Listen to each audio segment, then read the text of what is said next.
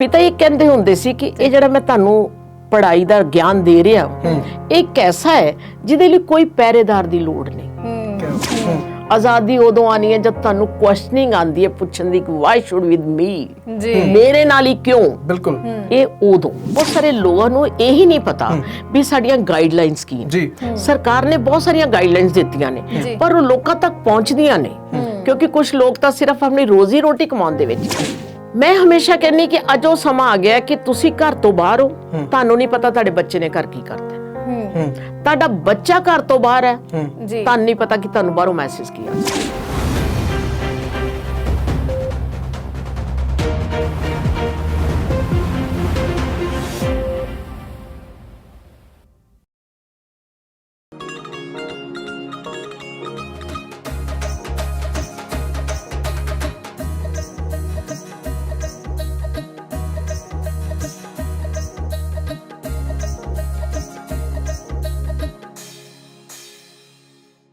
ਸਤਿ ਸ਼੍ਰੀ ਅਕਾਲ ਜੀ। Punjabi national TV ਦੇਖਦੇ ਸਾਰੇ ਦਰਸ਼ਕਾਂ ਦਾ ਸਵਾਗਤ ਹੈ ਸਾਡੇ ਪ੍ਰੋਗਰਾਮ ਗੱਲ ਪੰਜਾਬ ਦੇ ਵਿੱਚ। ਇੱਕ ਵਾਰ ਫਿਰ ਮੈਂ ਜਾਣੀ ਕਿ ਦਵਿੰਦਰ ਮੰਡ, ਮੇਰੇ ਨਾਲ ਨੇ ਪੂਜਾ ਸੰਧੂ ਜੀ।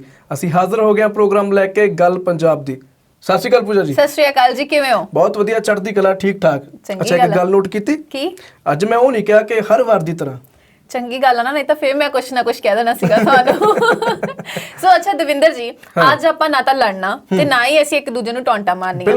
ਹਾਂ, ਵਿੱਚ ਸ਼ੋਅ ਦੇ ਚੱਲਦੇ ਹੋ ਗਿਆ ਤਾਂ ਮੈਂ ਕੋਈ ਗਾਰੰਟੀ ਨਹੀਂ ਲੈਂਦੀ ਵੈਸੇ ਇਸ ਗੱਲ ਦੀ। ਕਸੂਰਵਾਰ ਮੈਂ ਪਹਿਲਾਂ ਚਲੋ ਕਹਿ ਦਿੰਦਾ ਕਿ ਜੇ ਹੋ ਗਿਆ ਚੱਲਦੇ ਮੈਂ ਕੁਝ ਨਹੀਂ ਕਹਿ ਸਕਦਾ। ਪਰ ਅੱਜ ਦਾ ਜਿਹੜਾ ਟੌਪਿਕ ਹੈ ਔਰ ਅੱਜ ਦੇ ਜਿਹੜੇ ਮਹਿਮਾਨ ਨੇ ਨਾ ਉਹ ਮਤਲਬ ਬਹੁਤ ਖਾਸ ਵੀ ਨੇ, ਉਹਨਾਂ ਦੇ ਕੋਲੋਂ ਬਹੁਤ ਕੁਝ ਸਿੱਖਣ ਨੂੰ ਵੀ ਮਿਲੇਗਾ ਤੇ ਸਮਾਜ ਨੂੰ ਜੇਕਰ ਤੁਸੀਂ ਕੁਝ ਦੇਣਾ ਹੈ ਤੇ ਜ਼ਰੂਰੀ ਨਹੀਂ ਹੈ ਕਿ ਉਹ ਪੈਸਿਆਂ ਦਾ ਦਾਨ ਹੋਵੇ ਜਾਂ ਕੱਪੜਿਆਂ ਦਾ ਦਾਨ ਹੋਵੇ ਜਾਂ ਕੋਈ ਹੋਰ ਇਸ ਤਰ੍ਹਾਂ ਦੀਆਂ ਚੀਜ਼ਾਂ ਦਾ ਦਾਨ ਹੋਵੇ। ਸਮਾਜ ਨੂੰ ਤੁਸੀਂ ਗਿਆਨ ਦਾ ਦਾਨ ਵੀ ਦੇ ਸਕਦੇ ਹੋ ਜਿਹੜਾ ਕਿ ਬਹੁਤ ਹੀ ਕੀਮਤੀ ਹੈ ਤੇ ਹਰ ਕੋਈ ਇਹ ਦਾਨ ਜਿਹੜਾ ਨਹੀਂ ਦੇ ਸਕਦਾ ਕਿਉਂਕਿ ਜਦ ਤੱਕ ਤੁਸੀਂ ਖੁਦ ਨਹੀਂ ਗਿਆਨ ਦੇ ਨਾਲ ਭਰੇ ਹੋਵੋਗੇ ਉਦੋਂ ਤੱਕ ਤੁਸੀਂ ਸਮਾਜ ਨੂੰ ਨਹੀਂ ਕੁਝ ਵੀ ਦੇ ਸਕਦੇ ਹੋ। ਸੋ ਇਹ ਜਿਹੜੀ ਇੱਕ ਸੋਚ ਹੈ ਮੈਮ ਲੈ ਕੇ ਤੁਰੇ ਹੋਏ ਨੇ ਤੇ ਅੱਜ ਸਮਾਜ ਦੇ ਲਈ ਕੰਮ ਕਰ ਰਹੇ ਨੇ, NGO ਵੀ ਚਲਾ ਰਹੇ ਨੇ। ਸੋ ਇਹ ਮੈਮ ਹੈ ਕੌਣ, ਉਹਨਾਂ ਦੇ ਨਾਲ ਹੁਣ ਅਸੀਂ ਤੁਹਾਨੂੰ ਰੂਬਰੂ ਕਰਵਾਵਾਂਗੇ। ਸੋ ਸਵਾਗਤ ਕਰਦੇ ਹਾਂ ਪ੍ਰਵੀਨ ਜੀ ਦਾ। ਸਤਿ ਸ਼੍ਰੀ ਅਕਾਲ ਮੈਮ, ਬਹੁਤ ਬਹੁਤ ਸਵਾਗਤ ਹੈ ਜੀ। ਧੰਨਵਾਦ ਜੀ। ਸੋ ਮੈਮ ਪਹਿਲੀ ਗੱਲ ਤਾਂ ਇਹ ਕਿ ਜਿਹੜਾ ਤੁਸੀਂ ਇੱਕ ਸਮਾਜ ਨੂੰ ਗਿਆਨ ਦੀ ਦੇਣ ਦੇ ਰਹੇ ਹੋ, ਕਿਉਂਕਿ ਗਿਆਨ ਦੀ ਦੇਣ ਮੈਂ ਇਸ ਕਰਕੇ ਕਹਿ ਰਹੀ ਹਾਂ ਬਹੁਤ ਸਾਰੀਆਂ ਅਖਬਾਰਾਂ ਦੇ ਵਿੱਚ ਤੁਹਾਡੇ ਲੇਖ ਛਪਦੇ ਰਹੇ ਨੇ ਤੇ ਹੁਣ ਵੀ ਛਪ ਰਹੇ ਨੇ। ਫਿਰ ਤੁਸੀਂ ਇੱਕ ਕਿਤਾਬ ਲਿਖੀ ਹੋਈ ਹੈ ਸਮਾਜ ਦੇ ਮੁੱਦਿਆਂ ਨੂੰ ਲੈ ਕੇ ਜੋ ਅੱਜ ਕੱਲ੍ਹ ਸਾਡੇ ਸਮਾਜ ਦੇ ਵਿੱਚ ਹੋ ਰਿਹਾ, ਰਿਸ਼ਤਿਆਂ ਦੇ ਵਿੱਚ, ਪੇਰੈਂਟਸ ਤੇ ਬੱਚਿਆਂ ਦੇ ਰਿਸ਼ਤਿਆਂ ਦੇ ਵਿੱਚ ਜਾਂ ਹੋਰ ਵੀ ਬਹੁਤ ਸਾਰੀਆਂ ਚੀਜ਼ਾਂ। ਸੋ ਇਹ ਜਿਹੜੀ ਸੋਚ ਹੈ ਇਹ ਕਿੱਥੋਂ ਉਪਜੀ ਮਨ ਦੇ ਵਿੱਚ ਕਿ ਮੈਂ ਕੁਝ ਇਸ ਤਰੀਕੇ ਦਾ ਕਰਨਾ ਹੈ? ਮੈਡਮ ਇਹ ਤੁਸੀਂ ਸਮਝਦੇ ਹੋਗੇ ਕਿ ਜ਼ਿਆਦਾ ਤੁਹਾਨੂੰ ਸੰਸਕਾਰ ਜਿਹੜੇ ਨੇ ਘਰ ਤੋਂ ਹੀ ਮਿਲਦੇ ਨੇ, ਘਰ ਤੋਂ ਹੀ ਮਿਲਦੇ ਨੇ। ਇਹ ਕੁਝ ਤਾਂ ਸੰਸਕਾਰ ਮੈਨੂੰ ਘਰੋਂ ਹੀ ਮਿਲੇ, ਬਚਪਨ ਤੋਂ ਹੀ ਮਿਲੇ। ਮੇਰੇ ਪਿਤਾ ਇੱਕ ਹੈਡਮਾਸਟਰ ਸੀ ਤੇ ਉਹਨਾਂ ਦੇ ਕੋਲ ਲੋਕਾਂ ਦਾ ਆਣਾ ਤੇ ਪਿਤਾ ਵੀ ਗਿਆਨ ਵੰਡਦੇ ਸੀ ਜੀ। ਇਹ ਅੱਜ ਤੋਂ ਬਹੁਤ ਸਾਲ ਪੁਰਾਣੀ ਗੱਲ ਹੈ ਤੇ ਉਦੋਂ ਇੱਕ ਹੈਡਮਾਸਟਰ ਦੀ ਜਿਹੜੀ ਅਹਿਮੀਅਤ ਹੈ ਜਾਂ ਸਮਾਜ ਦੇ ਵਿੱਚ ਉਹਦੀ ਜਿਹੜੀ ਜਗ੍ਹਾ ਹੈ ਉਹ ਬਹੁਤ ਖੂਬਸੂਰਤ ਹੁੰਦੀ ਸੀ ਜੀ। ਅੱਜ ਦੀ ਤਰ੍ਹਾਂ ਨਹੀਂ ਜੀ, ਕਿਉਂਕਿ ਉਹ ਰਿਸ਼ਤਾ ਬਹੁਤ ਪਿਆਰਾ ਹੁੰਦਾ ਸੀ। ਉਥੋਂ ਸਾਨੂੰ ਇਹ ਸਮਝ ਲੱਗੀ ਕਿ ਗਿਆਨ ਤੋਂ ਜ਼ਿਆਦਾ ਕੀਮਤੀ ਕੋਈ ਚੀਜ਼ ਨਹੀਂ ਜੀ। ਜਿਸ ਤਰ੍ਹਾਂ ਪੂਜਾ ਤੁਸੀਂ ਹੁਣੇ ਕਿਹਾ ਕਿ ਗਿਆਨ, ਜਿਸ ਬੰਦੇ ਨੂੰ ਗਿਆਨ ਹੈ ਜੀ ਉਹ ਇਨਸਾਨ ਹੈ। ਵਾਹ, ਸਹੀ ਮਾਇਨੇ ਚ ਉਹੀ ਇਨਸਾਨ ਹੈ, ਉਹੀ ਇਨਸਾਨੀਅਤ ਨੂੰ ਸਮਝ ਸਕਦਾ ਹੈ। ਇਸ ਕਰਕੇ ਗਿਆਨ ਪਾਣਾ ਜ਼ਰੂਰੀ ਨਹੀਂ, ਗਿਆਨ ਪਾ ਕੇ ਵੰਡਣਾ ਜ਼ਰੂਰੀ। ਕੀ ਬਾਤ ਜੀ। ਤੇ ਇਹੀ ਗੱਲ ਕਹਿੰਦੇ ਨੇ ਕਿ ਗਿਆਨ ਵੰਡਣ ਦੇ ਨਾਲ ਵੱਧਦਾ ਹੈ ਸਮਾਜ। ਪਿਤਾ ਇਹ ਕਹਿੰਦੇ ਹੁੰਦੇ ਸੀ ਕਿ ਇਹ ਜਿਹੜਾ ਮੈਂ ਤੁਹਾਨੂੰ ਪੜ੍ਹਾਈ ਦਾ ਗਿਆਨ ਦੇ ਰਿਹਾ ਇਹ ਇੱਕ ਐਸਾ ਹੈ ਜਿਹਦੇ ਲਈ ਕੋਈ ਪਹਿਰੇਦਾਰ ਦੀ ਲੋੜ ਨਹੀਂ। ਕੀ ਬਾਤ। ਜਿਸ ਦੇ ਲਈ ਕੋਈ ਲੋਕਰ ਲੈਣ ਦੀ ਜ਼ਰੂਰਤ ਨਹੀਂ ਜੀ।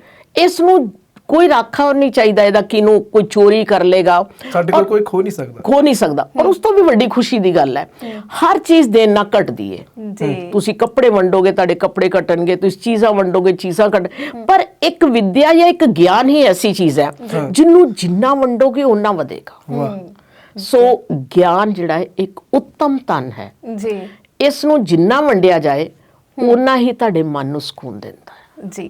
ਸੋ ਮੈਮ ਪਹਿਲਾਂ ਤਾਂ ਆਪਾਂ ਗੱਲ ਕਰਦੇ ਹਾਂ NGO ਦੀ ਕਿ ਜਿਹੜਾ ਤੁਸੀਂ NGO ਚਲਾ ਰਹੇ ਹੋ ਬੇਸਿਕਲੀ ਹੈ ਕੀ ਹੈ, ਉਹ ਕਿਹਨਾਂ ਵਾਸਤੇ ਕੰਮ ਕਰ ਰਿਹਾ ਹੈ? ਜੀ ਜੀ ਜੀ ਮੈਮ, ਅੱਜ ਤੁਸੀਂ ਦੇਖ ਰਹੇ ਹੋ ਜਲੰਧਰ ਚ, ਪੰਜਾਬ ਚ, ਈਵਨ ਸਾਰੇ ਬਹੁਤ ਸਾਰੀਆਂ NGO ਕੰਮ ਕਰ ਰਹੀਆਂ ਪਰ ਹਰ NGO ਦਾ ਆਪਣੀ ਆਪਣੀ ਸੋਚ ਹੈ ਜੀ। ਮੈਂ ਇਹ ਸੋਚ ਲੈ ਕੇ ਨਹੀਂ ਚੱਲੀ ਸੀ ਕਿ ਮੈਂ ਇੱਕ ਐਨਜੀਓ ਬਣਾਣੀ ਹੈ। ਮੈਨੂੰ ਸਿਰਫ ਸੀ ਜਦੋਂ ਮੈਂ ਕਿਸੇ ਗਰੀਬ ਦਾ ਬੱਚਾ, ਖਾਸ ਕਰਕੇ ਜਦੋਂ ਅੱਜ ਵੀ ਅਸੀਂ ਇੱਕ ਜਗ੍ਹਾ ਤੇ ਬੈਠੇ ਗੱਲ ਕਰ ਰਹੇ ਸੀ ਕਿ ਕੋਈ ਅੱਛਾ ਆਦਮੀ ਇਹ ਨਹੀਂ ਚਾਹੁੰਦਾ ਕਿ ਮੇਰੇ ਮੇਡ ਦਾ ਬੱਚਾ ਪੜ ਜਾਏ। ਬਿਲਕੁਲ ਸੱਚ ਹੈ। ਉਸ ਨੂੰ ਇਹ ਲੱਗਦਾ ਹੈ ਕਿ ਮੈਨੂੰ ਹੈਲਪਰ ਨਹੀਂ ਮਿਲਣਾ। ਜੀ ਮੇਰੇ ਖਿਆਲ 'ਚ ਕੋਈ 1% ਕਹਿੰਦਾ ਹੋਵੇ ਤੇ ਮੈਂ ਕਹਿ ਨਹੀਂ ਸਕਦੀ ਜੀ ਕਿ ਇੱਕ ਗਰੀਬ ਦਾ ਬੱਚਾ ਪੜ ਜਾਏ। ਉਹ ਕਹਿੰਦਾ ਜੇ ਗਰੀਬ ਦਾ ਬੱਚਾ ਪੜ ਗਿਆ ਤਾਂ ਮੈਂ ਕਿੱਦਾਂ ਜਾਵਾਂ, ਮੇਰੇ ਗੁਲਾਮ ਕਿੱਥੇ ਹੋਣਗੇ। ਇਸ ਕਰਕੇ ਮੈਂ ਇਹਨੂੰ ਕਹਾਂਗੀ ਕਿ ਜਿਹੜੀ ਅਨਪੜ੍ਹ ਲੋਕ ਨੇ ਨਾ, ਜੀ ਉਹ ਸਹੀ ਮਾਇਨਿਆਂ ਦੇ ਵਿੱਚ ਆਜ਼ਾਦ ਨਹੀਂ ਹੈ। ਚਾਹੇ ਅੱਜ ਸਾਡਾ ਦੇਸ਼ ਆਜ਼ਾਦ ਹੈ ਜੀ ਪਰ ਆਜ਼ਾਦ ਨਹੀਂ। ਆਜ਼ਾਦੀ ਉਦੋਂ ਆਣੀ ਹੈ ਜਦ ਤੁਹਾਡੇ ਅੰਦਰ ਰੀਜ਼ਨਿੰਗ ਹੈ। ਆਜ਼ਾਦੀ ਉਦੋਂ ਆਣੀ ਹੈ ਜਦ ਤੁਹਾਨੂੰ ਕੁਐਸਚਨਿੰਗ ਆਂਦੀ ਹੈ, ਪੁੱਛਣ ਦੀ ਕਿ ਵਾਈ ਸ਼ੁਡ ਵਿਦ ਮੀ, ਜੀ ਮੇਰੇ ਨਾਲ ਹੀ ਕਿਉਂ। ਬਿਲਕੁਲ। ਇਹ ਉਦੋਂ ਇਸ ਕਰਕੇ ਇਹ ਸੋਚ ਲੈ ਕੇ ਮੈਂ ਚੱਲੀ ਸੀ ਕਿ ਪਹਿਲੇ ਤਾਂ ਮੈਨੂੰ ਬਹੁਤ ਗੁੱਸਾ ਆਂਦਾ ਹੁੰਦਾ ਸੀ ਕਿ ਜੇ ਕਿਸੇ ਦੇ 5 ਕੁੜੀਆਂ ਨੇ ਜੀ ਤੇ ਮੈਂ ਕਹਿੰਦੀ ਸੀ ਕਿ ਕਿਉਂ ਪੈਦਾ ਕੀਤੀਆਂ 5 ਕੁੜੀਆਂ। ਅੱਛਾ। ਕਿਉਂਕਿ ਬੜੇ ਲੋਕਾਂ ਨੂੰ ਹੁੰਦਾ ਵੀ 7 ਕੁੜੀਆਂ ਜਾਣ, ਇੱਕ ਮੁੰਡਾ ਜ਼ਰੂਰ ਹੋ ਜਾਣਾ ਚਾਹੀਦਾ। ਪਰ ਮੈਂ ਫਿਰ ਇਹ ਸੋਚਿਆ ਜੀ ਇਹਨਾਂ ਬੱਚੀਆਂ ਦਾ ਕੀ ਕਸੂਰ। ਜੇ ਇਹਨਾਂ ਦੇ ਮਾਪੇ ਨੇ ਜਨਮ ਦਿੱਤਾ ਹੈ ਜੀ ਤੇ ਬੱਚੀਆਂ ਦਾ ਤਾਂ ਕੋਈ ਕਸੂਰ ਨਹੀਂ। ਫਿਰ ਮੈਂ ਇਹ ਸੋਚ ਲੈ ਕੇ ਚਲੀ ਕਿ ਮੈਂ ਫੀਮੇਲ ਚਾਈਲਡ ਲਈ ਕੰਮ ਕਰਨਾ। ਓਕੇ ਜੀ ਠੀਕ ਹੈ। ਜੀ। ਜਿੰਨਾ ਬੱਚੀਆਂ ਨੂੰ ਮੈਂ ਮਤਲਬ ਡਿਸਕਵਰ ਕੀਤਾ, ਆਪਣੇ ਆਲੇ ਦੁਆਲੇ ਤੋਂ ਸਟਾਰਟ ਕੀਤਾ ਕਿ ਜਿਹਨਾਂ ਦੀਆਂ ਫੀਮੇਲ ਚਾਈਲਡ ਨੇ ਜੀ ਉਹਨਾਂ ਦੀ ਮੈਂ ਕੀ ਹੈਲਪ ਕਰ ਸਕਦੀ। ਸਪੋਜ਼ ਇੱਕ ਦੀਆਂ 3 ਲੜਕੀਆਂ, ਮੈਂ ਉਹਦੇ ਘਰ ਗਈ, ਮੈਂ ਉਸਨੂੰ ਕਿਹਾ ਤੇਰੀ ਵੱਡੀ ਬੇਟੀ ਕਿੱਥੇ ਹੈ। ਉਹ ਕਹਿੰਦੀ ਜੀ ਪਿੰਡ, ਕਿਉਂਕਿ ਮੈਂ ਉਹਦੀ ਪੜ੍ਹਾਈ ਦਾ ਖਰਚ ਨਹੀਂ ਚੁੱਕ ਸਕਦੀ। ਅੱਛਾ ਮੈਂ ਕਿਹਾ ਜੇ ਮੈਂ ਖਰਚ ਚੁੱਕ ਲਵਾਂ, ਕਹਿੰਦੀ ਫਿਰ ਮੈਂ ਅੱਜ ਹੀ ਸੱਦ ਲੈਣੀ। ਅੱਛਾ ਉਸਨੇ ਅੱਜ ਉਹ ਕੁੜੀ ਫਸਟ ਆਂਦੀ ਹਰ ਕਲਾਸ, ਅੱਛਾ। ਉਹ 8th 'ਚ ਹੋਈ ਹੈ। ਜੀ ਤੇ ਮੈਂ ਸੋਚਦੀ ਹਾਂ ਮੇਰੇ ਵਾਸਤੇ ਇੱਕ ਬੜੀ ਵੱਡੀ ਅਚੀਵਮੈਂਟ ਹੈ ਕਿ ਇੱਕ ਬੱਚੇ ਨੂੰ ਮੈਂ ਰੋਸ਼ਨੀ ਦਿਖਾ ਦਿੱਤੀ, ਗਿਆਨ ਦੀ। ਜੀ ਤੇ ਉਹ ਇਹ ਬੱਚਾ ਸੋਚ ਲੈ ਕੇ ਮੈਂ ਇਹ ਐਨਜੀਓ ਚਲਾਈ। ਜੀ ਬਿਲਕੁਲ। ਉਸ ਦੇ ਨਾਲ ਮੈਂ ਕੀ ਸੋਚਿਆ ਕਿ ਬਹੁਤ ਸਾਰੇ ਐਸੇ ਲੋਕ ਨੇ ਜੋ ਚਾਹੁੰਦੇ ਕਿ ਕੋਈ ਡਿਜ਼ਰਵਿੰਗ ਪਲੇਸ ਹੋਵੇ, ਅਸੀਂ ਹੈਲਪ ਕਰਨਾ ਚਾਹੁੰਦੇ ਹਾਂ। ਮੈਮ ਤੁਸੀਂ ਐਨਜੀਓ ਬਣਾਈ ਜੀ। ਪਰ ਉਹ ਕੋਈ ਇਦਾਂ ਦਾ ਹਾਦਸਾ ਹੋਇਆ ਸੀਗਾ ਕਿ ਤੁਸੀਂ ਸੋਚਿਆ ਸੀ ਐਨਜੀਓ ਬਣਾਉਣੀ ਹੈ? ਹਾਦਸਾ ਇਸ ਤਰ੍ਹਾਂ ਸੀ ਕਿ ਮੈਂ ਇੱਥੇ ਆਪਣੀ ਮਦਰ ਦਾ ਜ਼ਰੂਰ ਜ਼ਿਕਰ ਕਰਦੀ ਹਾਂ। ਮੈਂ ਉਹਨਾਂ ਦੇ ਉੱਤੇ ਇੱਕ ਆਰਟੀਕਲ ਵੀ ਲਿਖਿਆ ਸੀ, ਇੱਕ ਅਸ਼ਿਕਸ਼ਿਤ ਮਾਂ ਦੀ ਸ਼ਿਕਸ਼ਿਤ ਸੋਚ। ਅੱਛਾ ਜੀ। ਇੱਕ ਅਸ਼ਿਕਸ਼ਿਤ ਮਾਂ ਦੀ ਸ਼ਿਕਸ਼ਿਤ ਸੋਚ, ਇਹਦੇ ਵਿੱਚ ਹੀ मीनिंग ਲੁਕਿਆ ਹੋਇਆ ਹੈ। ਮੇਰੇ ਖਿਆਲ ਤੁਹਾਨੂੰ ਠੀਕ ਹੈ। ਉਹਨਾਂ ਨੂੰ ਆਪਣੇ ਸਾਈਨ ਨਹੀਂ ਕਰਨੇ ਆਉਂਦੇ ਸੀ। ਪਿਤਾ ਹੀ ਹੈਡਮਾਸਟਰ ਸੀ। ਅੱਛਾ। ਪਰ ਉਹ ਟੋਟਲੀ ਅਨਪੜ੍ਹ ਸੀ, ਕਿਉਂਕਿ ਅੱਜ ਤੋਂ 60 ਸਾਲ ਪਹਿਲੇ ਦੀ ਗੱਲ ਹੈ। ਬਿਲਕੁਲ ਠੀਕ ਹੈ ਜੀ। ਰੀਜ਼ਨ ਇਹ ਸੀ ਕਿ ਉਹਨਾਂ ਦੀ ਜਿਹੜੀ ਸਿਸਟਰ ਸੀ ਉਹ 18-19 ਸਾਲ ਚ ਵਿਡੋ ਹੋ ਗਈ ਸੀ। ਓਕੇ। ਔਰ ਉਹਨਾਂ ਨੇ ਇਨ-ਲॉज ਨੇ ਬਹੁਤ ਡਿਸਟਰਬ ਕੀਤਾ। ਤੇ ਮੇਰੀ ਮਾਂ ਨੇ ਅਨਪੜ੍ਹ ਹੁੰਦਿਆਂ ਹੋਇਆਂ ਵੀ ਇਹ ਕਿਹਾ ਕਿ ਮੈਂ ਆਪਣੀਆਂ ਬੱਚੀਆਂ ਨੂੰ ਪੜ੍ਹਾਉਣਾ ਜ਼ਰੂਰ ਹੈ। ਔਰ ਅੱਜ ਮੈਂ ਪ੍ਰਾਊਡ ਨਾਲ ਕਹਿੰਨੀ ਆ ਜੀ ਕਿ ਸਾਨੂੰ ਉਹਨਾਂ ਨੇ ਪੋਸਟ ਗ੍ਰੈਜੂਏਸ਼ਨ ਕਰਾਈ, ਡੀਏਵੀ ਕਾਲਜ ਇੰਸਟੀਟਿਊਸ਼ਨ ਚ ਸਾਨੂੰ ਪੜਾਇਆ, ਕੁਐਟ ਚ ਪੜਾਇਆ। ਚਾਹੇ ਉਹਨਾਂ ਨੇ ਆਪ ਕੁਝ ਨਹੀਂ ਕੀਤਾ ਸੀ, ਪਰ ਉਹਨਾਂ ਨੇ ਅੱਜ ਸਾਨੂੰ ਤੁਹਾਡੇ ਨਾਲ ਬੈਠਣ ਦੇ ਕਾਬਿਲ ਬਣਾ ਦਿੱਤਾ। ਜੀ ਕੀ ਬਾਤ ਹੈ। ਵਾਹ। ਉਹ ਚੀਜ਼ ਨੇ ਮੈਨੂੰ ਕਿਹਾ ਕਿ ਜੇ ਮੇਰੀ ਮਾਂ ਪੜ੍ਹ ਹੋ ਕੇ ਇੰਨਾ ਕਰ ਸਕਦੀ ਹੈ, ਮੈਂ ਤਾਂ ਇੱਕ ਪੜ੍ਹੀ ਲਿਖੀ ਹਾਂ। ਮੈਮ ਇਹ ਭਾਵੇਂ ਗੱਲ ਤੁਸੀਂ ਬਹੁਤ ਨਾਰਮਲ ਤਰੀਕੇ ਨਾਲ ਦੱਸ ਰਹੇ ਹੋ, ਪਰ ਅਸੀਂ ਅੰਦਰੋਂ ਅੰਦਰ ਹੀ ਨਾ ਇੰਨੀ ਜ਼ਿਆਦਾ ਭਾਵੁਕ ਹੋ ਗਏ ਚੀਜ਼ ਸੁਣ ਕੇ। ਹਾਂ, ਫੀਲ ਕਰ ਸਕਦੇ ਆ ਕਿ ਉਸ ਮਾਂ ਦੇ ਅੰਦਰ ਕਿੰਨਾ ਕੁਝ ਚੱਲਦਾ ਹੋਏਗਾ ਉਸ ਵੇਲੇ, ਕਿ ਇੱਕ ਪੂਰੀ ਦੀ ਪੂਰੀ ਲਾਈਫ ਜਿਹੜੀ ਆਪਣੇ ਬੱਚਿਆਂ ਵਾਸਤੇ ਸੋਚ ਲਈ ਕਿ ਮੇਰੇ ਬੱਚੇ ਜਿਹੜੇ ਆ, ਜੇ ਮੈਂ ਨਹੀਂ ਪੜ੍ਹ ਸਕੀ ਤਾਂ ਮੇਰੇ ਬੱਚੇ ਜ਼ਰੂਰ ਉਸ ਮੁਕਾਮ ਤੇ ਪਹੁੰਚਣਗੇ। ਮੈਂ ਅੱਜ ਉਹਨਾਂ ਨੂੰ ਜਿੱਥੇ ਵੀ ਹੋਣਗੇ ਸਲੂਟ ਕਰਾਂਗੀ। ਜੀ। ਅਸੀਂ 7 ਭੈਣ ਭਰਾਵਾਂ, ਅਸੀਂ 7 ਹੀ 7 ਪੂਰੇ ਵੈਲ ਐਜੂਕੇਟਡ। ਜੀ। ਤੇ ਉਹ ਵੀ ਉਸ ਜ਼ਮਾਨੇ ਦੇ ਵਿੱਚ, ਉਸ ਜ਼ਮਾਨੇ 'ਚ, ਔਰ ਉਹਨਾਂ ਦੀ ਬਦੌਲਤ ਅੱਜ ਸਾਡੇ ਘਰ 'ਚ 12 ਟੌਪ ਦੇ ਡਾਕਟਰ ਨੇ।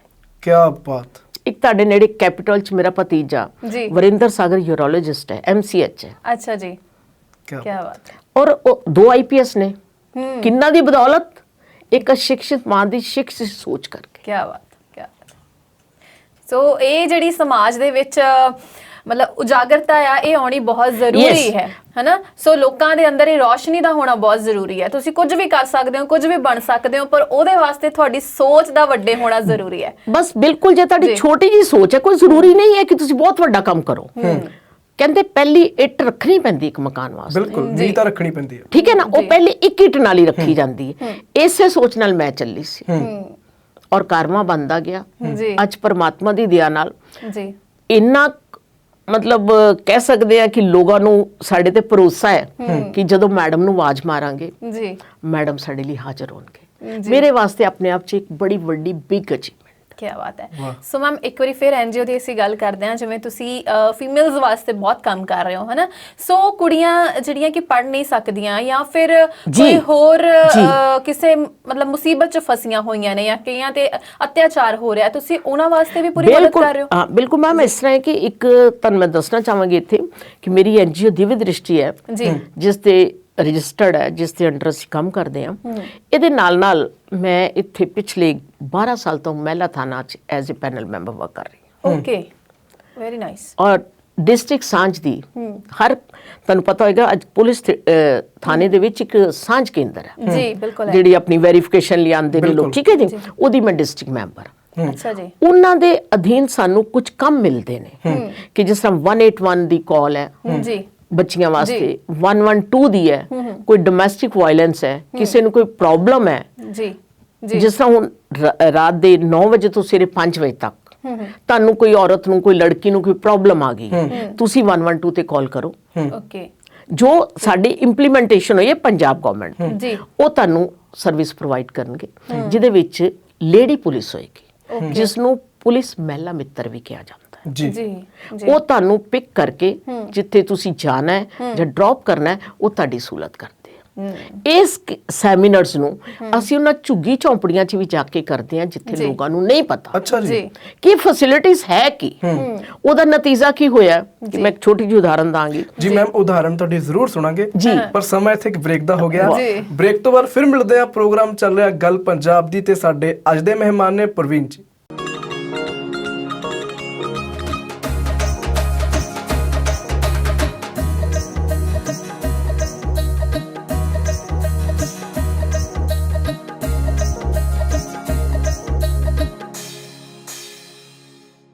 ਬ੍ਰੇਕ ਤੋਂ ਬਾਅਦ ਇੱਕ ਵਾਰ ਫਿਰ ਤੋਂ ਸਵਾਗਤ ਹੈ ਸਾਡੇ ਪ੍ਰੋਗਰਾਮ ਗੱਲ ਪੰਜਾਬ ਦੇ ਵਿੱਚ। ਮੈਮ ਆਪਾਂ ਗੱਲ ਤੁਸੀਂ ਸੁਣਾ ਰਹੇ ਸੀਗੇ ਕਿ ਇੱਕ ਵਾਰ ਤੁਸੀਂ ਝੁੱਗੀ ਝੌਂਪੜੀ ਦੇ ਵਿੱਚ ਗਏ ਲੋਕਾਂ ਨੂੰ ਜਾਗਰੂਕ ਕਰਨ ਕਿ ਅਸਲ ਵਿੱਚ ਹੈ ਕੀ ਚੀਜ਼, ਜੀਵਨ ਕਿੱਦਾਂ ਜੀਆ ਜਾਵੇ, ਤੇ ਇਸ ਬਾਬਤ ਤੁਸੀਂ ਗੱਲਬਾਤ ਕਰ ਰਹੇ ਸੀ, ਇੱਕ ਉਦਾਹਰਣ ਦੀ ਗੱਲਬਾਤ ਕਰਦੇ ਪਏ ਸੀ।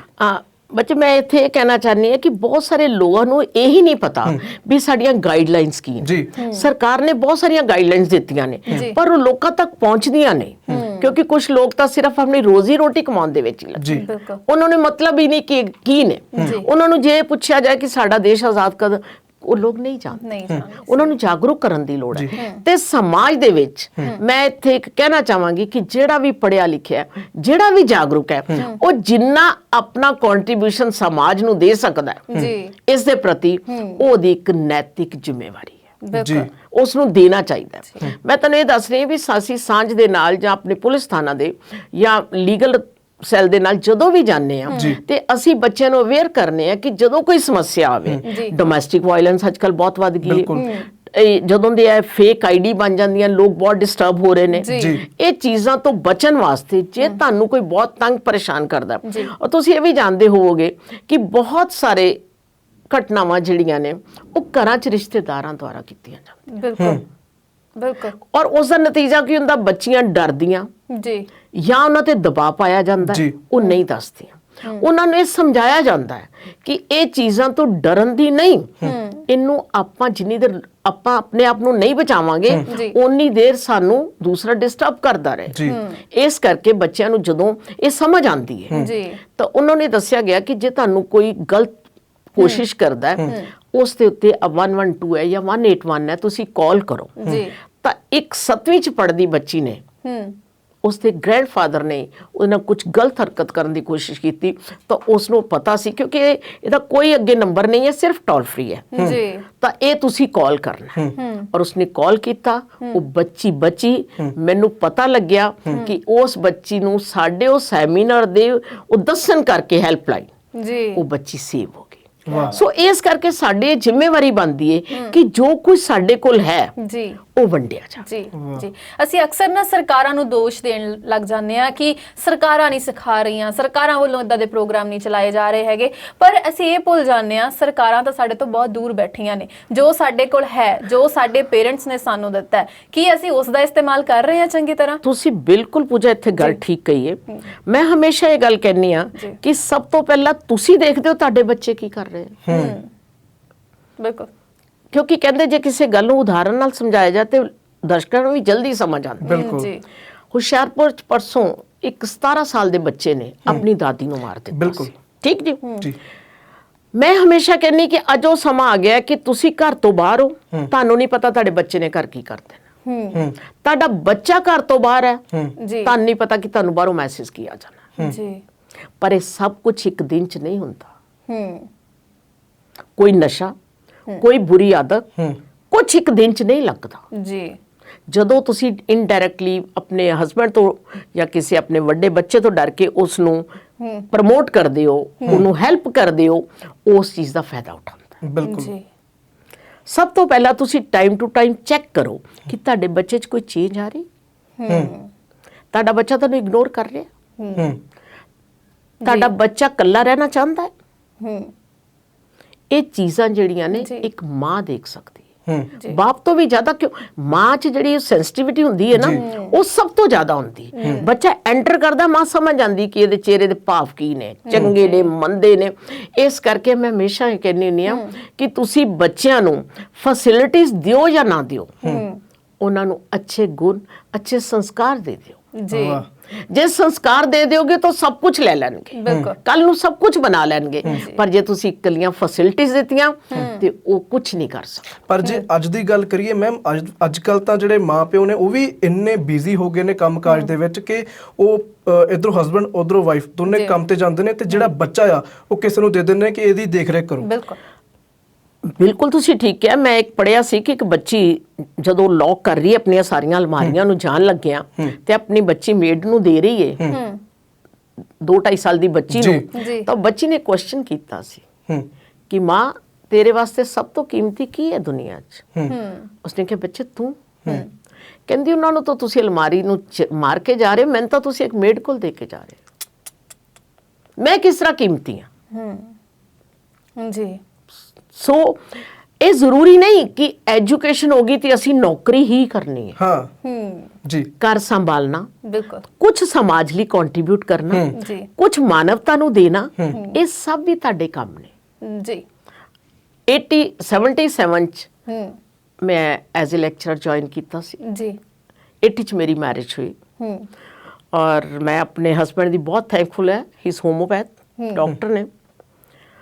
ਉਹਨਾਂ ਨੇ ਮੈਨੂੰ ਕਿਹਾ ਕਿ ਮੈਂ ਤੈਨੂੰ ਸਰਵਿਸ ਤੋਂ ਮਨਾ ਨਹੀਂ ਕਰਦਾ, ਪਰ ਜ਼ਰੂਰੀ ਨਹੀਂ ਕਿ ਹਰ ਬੰਦਾ ਪੜ੍ਹਿਆ ਲਿਖਿਆ ਜਿਹੜਾ ਹੈ ਉਹ ਸਰਵਿਸ ਹੀ ਕਰਦਾ। ਜੀ ਹੋਰ ਵੀ ਸਮਾਜ 'ਚ ਬਹੁਤ ਕੰਮ ਨੇ, ਜੇ ਤੈਨੂੰ ਚੰਗਾ ਲੱਗੇ ਤੇ ਤੁਸੀਂ ਉਹ ਵੀ ਕਰ ਸਕਦੇ ਹੋ। ਘਰ ਦੀ ਰੋਜ਼ੀ ਰੋਟੀ ਮੈਂ ਵਧੀਆ ਢੰਗ ਨਾਲ ਚਲਾ ਕੀ ਬਾਤ ਹੈ। ਇਹ ਤਾਂ ਮਤਲਬ ਖੁਦ ਇੱਕ ਸੋਚ ਤੋਂ ਹਟ ਕੇ ਗੱਲ ਕਰਨੀ, ਕਿਉਂਕਿ ਕਈ ਵਾਰ ਕੀ ਹੁੰਦਾ ਹੈ ਕਿ ਜਦੋਂ ਵਿਆਹੇ ਜਾਂਦੇ ਆ ਜਾਂ ਪੇਰੈਂਟਸ ਹੀ ਕਹਿ ਲਓ, ਹਨਾ, ਪੇਰੈਂਟਸ ਕਹਿੰਦੇ ਕਿ ਤੂੰ ਆ ਬਣ ਲੈ, ਤੂੰ ਆ ਬਣ ਲੈ, ਜਾਂ ਬੱਚੇ ਚਾਹੁੰਦੇ ਹੁੰਦੇ ਆ ਜਾਂ ਬਾਅਦ ਵਿੱਚ ਵਾਈਫਸ ਚਾਹੁੰਦੀਆਂ ਨੇ ਕਿ ਮੈਂ ਆ ਕਰਨਾ ਚਾਹੁੰਦੀ ਆ, ਤੇ ਅੱਗੇ ਹਸਬੈਂਡ ਕਹਿ ਦੇਣ ਜਾਂ ਪੇਰੈਂਟਸ ਕਹਿ ਦੇਣ ਕਿ ਤੂੰ ਇਸ ਤੋਂ ਇਲਾਵਾ ਜੇ ਆ ਕਰ ਸਕਦਾ ਤੇ ਤੂੰ ਜ਼ਰੂਰ ਕਰ। ਮਤਲਬ ਇੱਕ ਸੋਚ ਦੇ ਦੇਣੀ, ਬਿਲਕੁਲ, ਹਨਾ। ਤੇ ਮੇਰੀ ਮੈਰਿਜ ਜਿਹੜੀ ਸੀ ਉਹ ਸ਼੍ਰੀ ਹਰਗੋਬਿੰਦਪੁਰ ਹੋਈ ਸੀ। ਅੱਛਾ ਜੀ। ਮੈਂ ਬਿਲੋਂਗ ਟੂ ਜਲੰਧਰ, ਪਰ ਮੇਰੀ ਮੈਰਿਜ ਸ਼੍ਰੀ ਹਰਗੋਬਿੰਦ, ਉਹ ਉੱਥੇ ਪ੍ਰੈਕਟਿਸ ਕਰਦੇ ਸੀ। ਜੀ ਬੜਾ ਪਿਆਰੀ ਜਗ੍ਹਾ ਹੈ, ਪਰ ਥੋੜਾ ਜਿਹਾ ਪਿਛੜਿਆ ਏਰੀਆ। ਉੱਥੇ ਗੁਰੂ ਹਰਗੋਬਿੰਦ ਜੀ ਜੀ ਰਹੇ ਸੀ। ਉਸ ਨਾਲ ਮੈਨੂੰ ਪੰਜਾਬੀ ਹੋਣ ਦੇ ਨਾਲ ਵੈਸੀ ਬੜੀ ਅਟੈਚਮੈਂਟ ਸੀ। ਤਾਂ ਮੇਰੇ ਹਸਬੰਡ ਨੇ ਕਿਹਾ ਕਿ ਮੈਂ ਚਾਹਨਾ ਕਿ ਇੱਥੇ ਬਹੁਤ ਪਿਛੜੇ ਲੋਕ ਨੇ, ਤੂੰ ਇਹਨਾਂ ਦੀ ਕਾਉਂਸਲਿੰਗ ਕਰ। ਅੱਛਾ। ਇਹ ਲੋਕ ਲੜਦੇ ਨੇ, ਅੱਛਾ, ਨੂੰਹਾਂ ਸਟੋਵ ਚੋਂ ਤੇਲ ਕੱਢ ਲੈਂਦੀਆਂ ਨੇ, ਸੱਸ ਨੂੰ ਚਾਹ ਨਹੀਂ ਸਵੇਰੇ ਬਣਾਉਣ ਦਿੰਦੀਆਂ। ਅੱਛਾ। ਤਾਂ ਬੈਟਰ ਹੈ ਜੇ ਤੁਸੀਂ ਕੁਝ ਕਰ ਸਕਦੇ ਇਹਨਾਂ ਲੋਕਾਂ ਵਾਸਤੇ, ਤਾਂ ਮੈਨੂੰ ਤਾਂ ਚਾਹੀਦਾ ਹੀ ਸੀ ਇਹ ਕੁਝ। ਜੀ ਮੈਂ ਮੈਮ ਤੁਹਾਨੂੰ ਸਵਾਲ ਵੀ ਇਹੀ ਪੁੱਛਣ ਲੱਗਾ ਸੀ ਕਿ ਇਹ ਤੁਹਾਡੇ ਪਹਿਲਾਂ ਇਹ ਚੀਜ਼ ਅੰਦਰ ਸੀ ਕਿ ਮੈਂ ਇਹ ਕੁਝ ਕਰਨਾ ਚਾਹੁੰਦੀ ਹਾਂ? ਜੀ ਹਾਂ। ਤਾਂ ਉਹ ਮੈਨੂੰ ਦੇਖੋ ਨਾ, ਪਹਿਲੇ ਪੇਰੈਂਟਸ ਤੋਂ ਮਿਲੀ, ਅੱਗੋਂ ਹਸਬੈਂਡ ਸਪੋਰਟਰ ਮਿਲ ਗਏ। ਲੋਕ ਕਹਿੰਦੇ ਨਾ ਕਿ ਤਿੰਨ ਪਾ ਜਿਹੜੇ ਆ ਜਾਂ ਬਹੁਤ ਤੰਗ ਕਰਦੇ ਆ ਜਾਂ ਬਹੁਤ ਸੁੱਖ ਦਿੰਦੇ ਨੇ ਜੀ ਪਿਤਾ ਪਤੀ ਤੇ ਪੁੱਤਰ। ਔਰ ਮੈਂ ਇਹਦੇ ਚ ਇੰਨੀ ਖੁਸ਼ਕਿਸਮਤ ਹਾਂ ਜੀ ਕਿ ਮੇਰਾ ਪਿਤਾ ਜੀ, ਮੇਰੇ ਪਤੀ ਔਰ ਮੇਰਾ ਪੁੱਤਰ ਉਹ ਇੰਨੇ ਸਪੋਰਟਿਵ ਨੇ ਜੀ ਕਿ ਹਰ ਵੇਲੇ ਕਹਿੰਦੇ ਕਿ ਠੀਕ ਹੈ ਤੁਸੀਂ ਇਹ ਕਰੋ। ਮੈਂ ਬੱਚੇ ਉੱਥੇ ਫਿਰ ਉਹਨਾਂ ਬੱਚੀਆਂ ਨੂੰ ਪੜਾਇਆ ਜਿਨ੍ਹਾਂ ਨੂੰ, ਛੋਟੀਆਂ ਨੂੰ, ਵੱਡੀਆਂ ਨੂੰ ਜਿਹੜੀਆਂ ਅਡਲਟ ਸੀ ਉਹਨਾਂ ਨੂੰ ਮੈਂ, ਜਿਨ੍ਹਾਂ ਨੂੰ ਸਾਈਨ ਨਹੀਂ ਕਰਨੇ ਆਉਂਦੇ ਸੀ ਉਹਨਾਂ ਨੂੰ ਮੈਂ ਦਸਤਖਤ ਸੁਣਾਏ ਕਿ ਇਹਦਾ ਸਿਗਨੇਚਰ ਕਰਨੇ। ਜੀ ਤੁਹਾਡਾ ਅੰਗੂਠਾ ਕੋਈ ਲਗਾ ਸਕਦਾ ਹੈ, ਜੀ। ਤੁਹਾਡਾ ਜਿਹੜਾ ਆਪਣੇ ਲਿਖੇ ਹੋਏ ਨਹੀਂ ਕਰ ਸਕਦਾ। ਬਿਲਕੁਲ ਮੈਂ ਉੱਥੋਂ ਫਿਰ ਮੈਨੂੰ ਹੋਰ ਇੰਸਪੀਰੇਸ਼ਨ ਮਿਲੀ। ਜੀ ਸਰਵਿਸ ਤਾਂ ਮੇਰੀ ਛੁੱਟ ਗਈ, ਪਰ ਮੈਂ ਕਦੀ ਇਹ ਨਹੀਂ ਫੀਲ ਕੀਤਾ ਕਿ ਮੈਂ ਬੋਰ ਹੋ ਰਹੀ ਹਾਂ। ਮੈਂ ਕਦੀ ਇਹ ਫੀਲ ਨਹੀਂ ਕੀਤਾ ਕਿ ਮੈਨੂੰ ਸਰਵਿਸ ਨਹੀਂ ਹੈ। ਜੀ ਪਰ ਜਦੋਂ ਕਿਤੇ ਮੈਂ ਭੈਣ ਭਰਾਵਾਂ ਨਾਲ ਮਿਲਦੀ ਸੀ, ਕਿਉਂਕਿ ਉਹ ਸਾਰੇ ਸਰਵਿਸ 'ਚ ਸੀ, ਅੱਛਾ ਤਾਂ ਉਹ ਮੈਨੂੰ ਥੋੜਾ ਜਿਹਾ ਨਾ ਕਦੀ ਹਾਂ ਡਿਸਕਰੇਜ ਕਹਿ ਲਓ। ਵਾਹ ਵਾਹ, ਪੜ੍ਹ ਲਿਖ ਕੇ ਨੌਕਰੀ ਨਹੀਂ ਕੀਤੀ। ਅੱਛਾ ਇਹ ਬਹੁਤ ਇੱਕ ਸਾਡੇ ਸਮਾਜ ਦੇ ਵਿੱਚ ਗੱਲ ਹੈ। ਹਾਂ ਤਾਂ ਮੈਂ ਕਿਹਾ ਭੈਣ ਜੀ ਘਰ ਵੀ ਤਾਂ ਚਲਾਉਣਾ ਸੀ, ਬੱਚੇ ਸੀ, ਹਸਬੈਂਡ ਸੀ, ਜੀ ਇਹ ਕੰਮ ਨੌਕਰ ਕਰ ਲੈਂਦੇ ਹੁੰਦੇ ਆ। ਜੀ ਮੈਂ ਕਿਹਾ ਵੀ ਠੀਕ ਹੈ। ਮੈਂ ਆਪਣੇ ਸ਼੍ਰੀਮਾਨ ਜੀ ਨਾਲ ਕਦੀ ਇਸ ਗੱਲ ਤੋਂ ਖਿੱਚ ਜਾਣਾ, ਤਾਂ ਉਹਨਾਂ ਮੈਨੂੰ ਇੱਕੋ ਗੱਲ ਕਹਿਣੀ ਕਿ ਪ੍ਰਵੀਨ ਤੇਰਾ ਵੀ ਟਾਈਮ ਆਏਗਾ। ਵਾਹ ਕੀ ਬਾਤ। ਔਰ ਅੱਜ ਉਹਨਾਂ ਦੀ ਬਦੌਲਤ ਉਹ ਸਾਰੇ ਕਹਿੰਦੇ ਕਿ ਤੈਨੂੰ ਕੀ ਬਣ ਗਿਆ। ਜੀ ਉਹ ਸਾਰੇ ਰਿਟਾਇਰ ਹੋ ਕੇ ਚੁੱਪ ਕਰਕੇ ਬੈਠ ਗਏ। ਜੀ ਤੇ ਤੁਸੀਂ ਅੱਜ ਵੀ ਲੱਗੇ ਹੋਏ ਤੇ ਹੋ। ਅੱਜ ਵੀ ਮੈਂ ਤੈਨੂੰ ਹੁਣੇ ਦੱਸਿਆ ਸੀ ਕਿ ਮੈਂ 52 ਬੋਰਨ ਆ। ਜੀ still I am working, still feeling good. So ਇਹ ਸਮਾਜ ਨੇ ਮੈਨੂੰ ਦਿੱਤਾ ਸਭ। ਵਾਹ ਇਹ ਜੋ ਮੇਰੇ ਕੋਲ ਹੈ ਜੀ ਇਹ ਮੇਰਾ ਨਹੀਂ ਹੈ। ਉਹਨਾਂ ਨੇ ਮੈਨੂੰ ਜੋ ਰਿਸਪੈਕਟ, ਜੋ ਰਿਗਾਰਡ, ਜੋ ਮੈਨੂੰ ਇਨਸਪੀਰੇਸ਼ਨ ਦਿੱਤੀ ਹੈ, ਜੀ। ਉਹਦੀ ਬਦੌਲਤ ਅੱਜ ਮੈਂ ਇਸ ਚੱਲ। ਇੱਕ ਵੱਖਰਾ ਹੀ એનર્ਜੀ ਲੈਵਲ ਹੈ ਮੈਮ ਦਾ। ਕਿਉਂਕਿ ਮਤਲਬ ਮੈਮ ਅਸੀਂ ਵੀ- ਤੁਸੀਂ ਖੁਦ ਵੀ ਸਮਾਜ ਲਈ ਇੰਨਾ ਕੰਮ ਕੀਤਾ ਹੈ। ਤੁਸੀਂ ਇੱਕ ਪੈਰ ਪੁੱਟਿਆ ਤੇ ਸਮਾਜ ਅੱਗੇ ਤੁਰ ਕੇ ਆਇਆ। ਮੈਂ ਤੈਨੂੰ ਗੱਲ ਕਰ ਰਹੀ ਹਾਂ ਕਿ ਉਹ ਮੈਨੂੰ ਇੱਕ ਇਵੈਂਟ ਯਾਦ ਹੁੰਦਾ ਹੈ ਕਿ ਮੇਰੇ ਕੋਲ 80-85 ਸਾਲ ਦੀਆਂ ਲੇਡੀਜ਼ ਵੀ ਆਉਂਦੀਆਂ ਸੀ ਅੱਛਾ ਸ਼੍ਰੀ ਹਰਮੰਦਪੁਰ। ਤਾਂ ਮੈਂ ਕਹਿਣਾ ਕਿ ਇਹਨਾਂ ਨੂੰ, ਮੈਂ ਕਹਿਣਾ ਮੈਨੂੰ ਕੀ, ਉਹਨਾਂ ਕਹਿੰਦੇ ਪੁੱਤ ਤੇਰੇ ਨਾਲ ਦਿਲ ਹੌਲਾ ਕਰਨਾ ਹੈ। ਵਾਹ ਸੋ ਇਹ ਇੱਕ ਬਹੁਤ ਚੰਗੀ ਚੀਜ਼ ਹੈ ਕਿ ਤੁਸੀਂ ਕਿਸੇ ਦਾ ਦੁੱਖ ਵੰਡਾ ਲਓ ਤੇ ਉਹ ਅਗਲਾ ਬੰਦਾ ਤੁਹਾਡੇ ਨਾਲ ਦੁੱਖ ਵੰਡਾ ਕੇ ਚੰਗਾ ਫੀਲ ਕਰੇ। ਇਹ ਬਹੁਤ ਵੱਖਰੀ ਚੀਜ਼ ਹੋ ਜਾਂਦੀ ਹੈ। ਮੈਨੂੰ ਖੁਸ਼ੀ ਮਹਿਸੂਸ ਹੁੰਦੀ ਸੀ ਕਿ ਮੈਂ ਉਹਨਾਂ ਨੂੰ ਕੋਈ ਕਹਾਣੀ ਸੁਣਾਣੀ, ਕੋਈ ਮਤਲਬ ਕਿ ਇੱਕ ਚੀਜ਼ਾਂ ਜਿਹੜੀਆਂ ਨੇ ਐਕਸਪੈਕਟ ਹੀ ਨਹੀਂ ਕਰਨੀਆਂ ਚਾਹੀਦੀਆਂ, ਤਾਂ ਉਹਨਾਂ ਨੂੰ ਥੋੜਾ ਹੌਸਲਾ ਹੋਣਾ। ਕਿਉਂਕਿ ਪਿੰਡਾਂ ਦੇ ਵਿੱਚ ਕੀ ਹੁੰਦਾ, ਲੋਕਾਂ ਨੂੰ ਹੁੰਦਾ ਅਖੀਰਲੀ ਗੱਲ ਮੇਰੀ ਹੋਣੀ ਚਾਹੀਦੀ। ਸੋ ਮੈਮ ਗੱਲਾਂ ਬਾਤਾਂ ਜਿਹੜੀਆਂ ਆਪਾਂ ਹੋਰ ਵੀ ਕਰਦੇ ਆਂ, ਪਰ ਇੱਥੇ ਰੁਕਾਂਗੇ ਇੱਕ ਛੋਟੀ ਜਿਹੀ ਬ੍ਰੇਕ ਵਾਸਤੇ। ਬ੍ਰੇਕ ਤੋਂ ਬਾਅਦ ਫਿਰ ਤੋਂ ਹਾਜ਼ਰ ਹੁੰਨੇ ਆ। ਤੁਸੀਂ ਦੇਖ ਰਹੇ ਹੋ ਪ੍ਰੋਗਰਾਮ ਗੱਲ ਪੰਜਾਬ ਦੀ।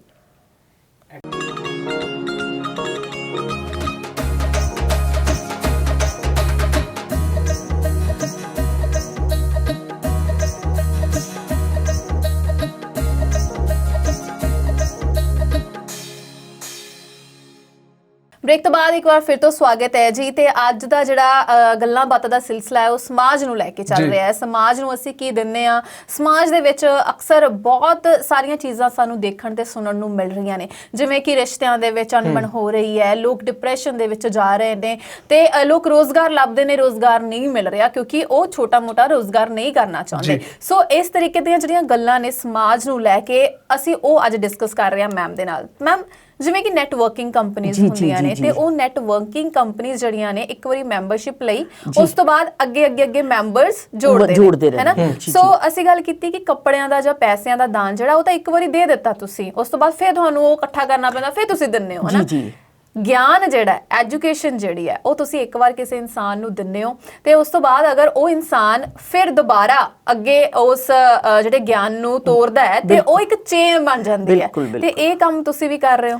ਕਹਿੰਦੇ ਨਾ ਵੀ ਜਦੋਂ ਇੱਕ ਦੀਵਾ ਬਲਦਾ ਹੋਵੇ ਉਹਦੇ ਨਾਲ ਦੂਸਰਾ ਜਗਾ ਦਿਓ, ਪਹਿਲੇ ਦੀਵੇ ਦੀ ਰੋਸ਼ਨੀ ਘੱਟ ਨਹੀਂ ਹੁੰਦੀ, ਵੱਧਦੀ ਹੈ। ਠੀਕ ਹੈ। ਉਸ ਨੂੰ ਇਹ ਮਾਣ ਹੁੰਦਾ ਉਸ ਟੀਚਰ ਨੂੰ ਕਿ ਮੇਰਾ ਜਿਹੜਾ ਸਟੂਡੈਂਟ ਹੈ ਉਹ ਮੇਰੇ ਤੋਂ ਉੱਪਰ ਜਾਏ। ਤੁਹਾਨੂੰ ਬਹੁਤ ਮਾਣ, ਖੁਸ਼ੀ ਮਹਿਸੂਸ ਹੁੰਦੀ।